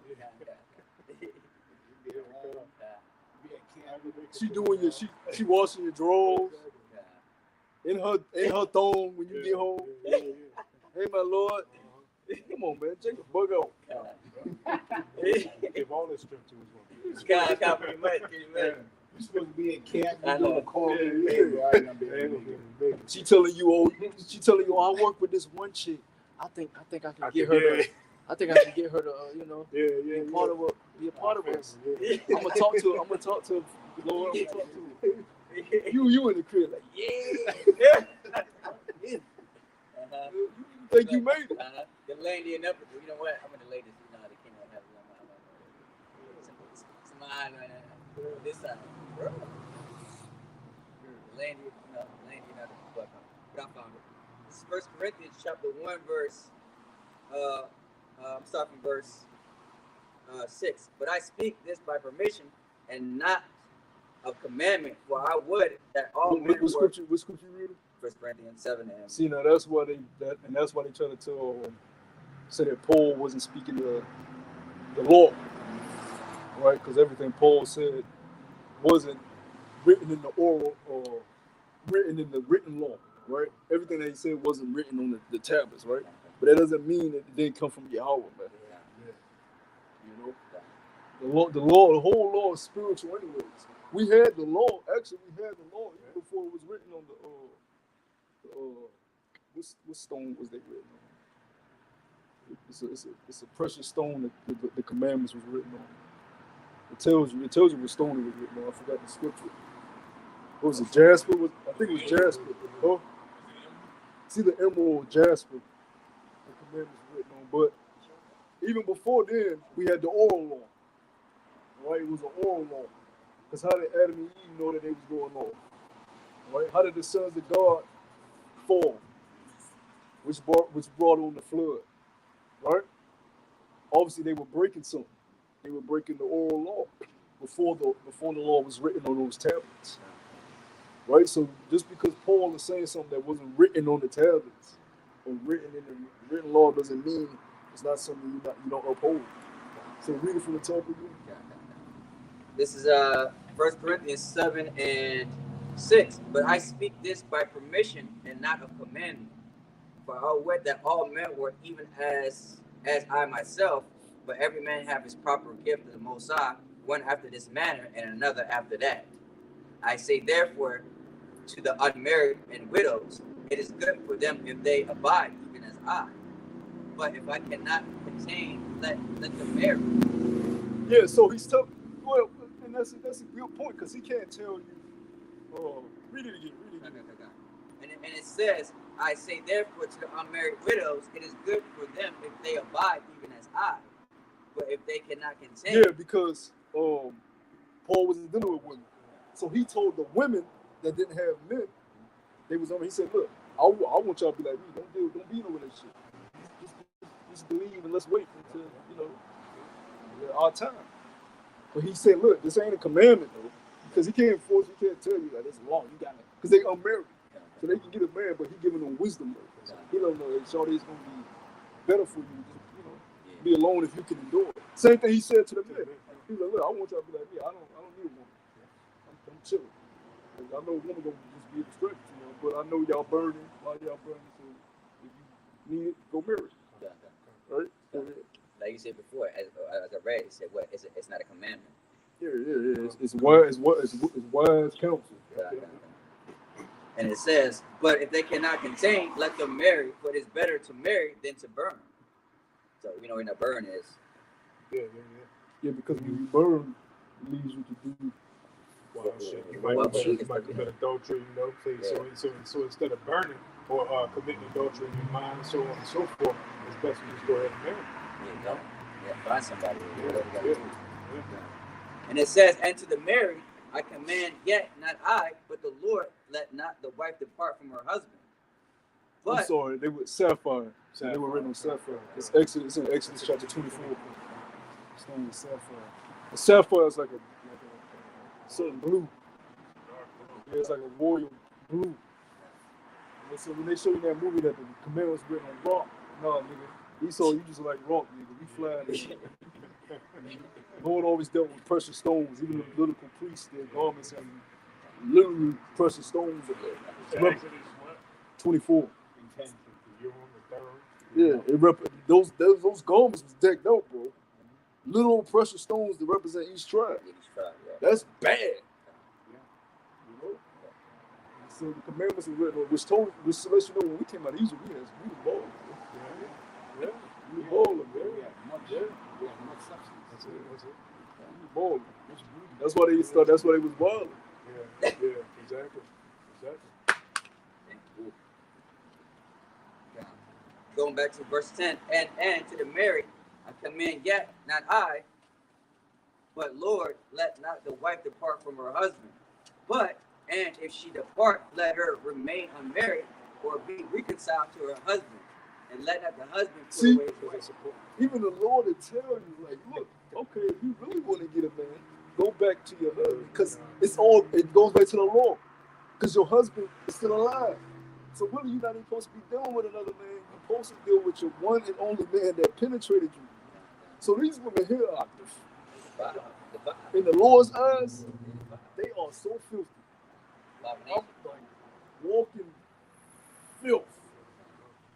Because when a woman gets with another man and her first is still walking this earth, you just committed a sin to the Lord. Now, when you do it again and again, you start to understand why these bitches got that.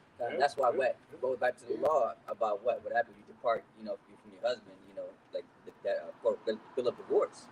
You go to the husband, but then if you go back to it, maybe if your husband take you back, that's what abomination. But that's why the difference. That's why the Lord told you don't just Yeah, and that's why it's lawful reasons to put your woman away, because the scripture say make not harlots of the daughters of the rulers. You went to it's just like it's a covenant, it's a contract. It's duties to uphold. Why would you go out your way to pay the father's dowry to get this woman to give you? You know what I'm saying? Now if she doesn't please you can do that, but now, hey, this woman, she stopped. You don't put her in a predicament because now she gonna be like, you know what, fuck it.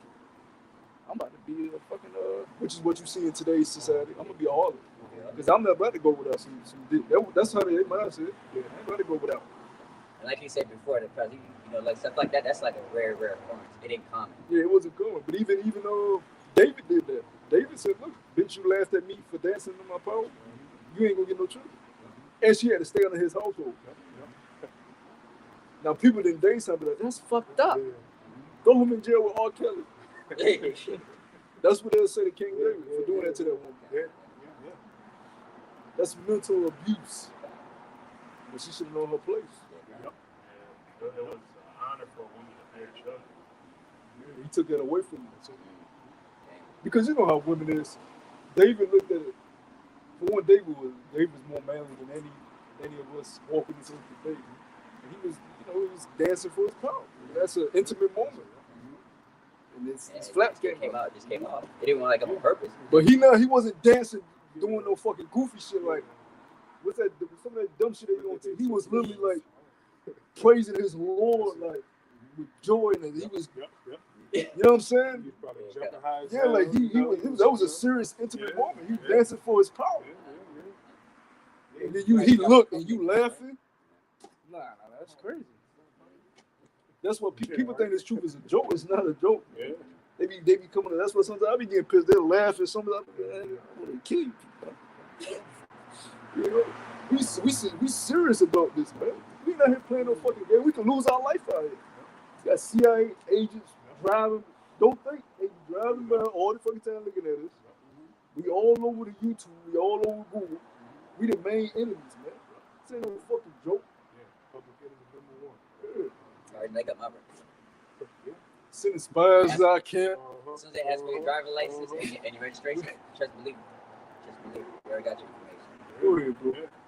Yeah, everybody you encounter is not a regular individual. You know? Going back to verse. Verse. People say you have entertained angels unaware. There's evil angels too. Yeah, that's what I say. It's nothing. They ain't all right hand side angels. Esau got his angels too.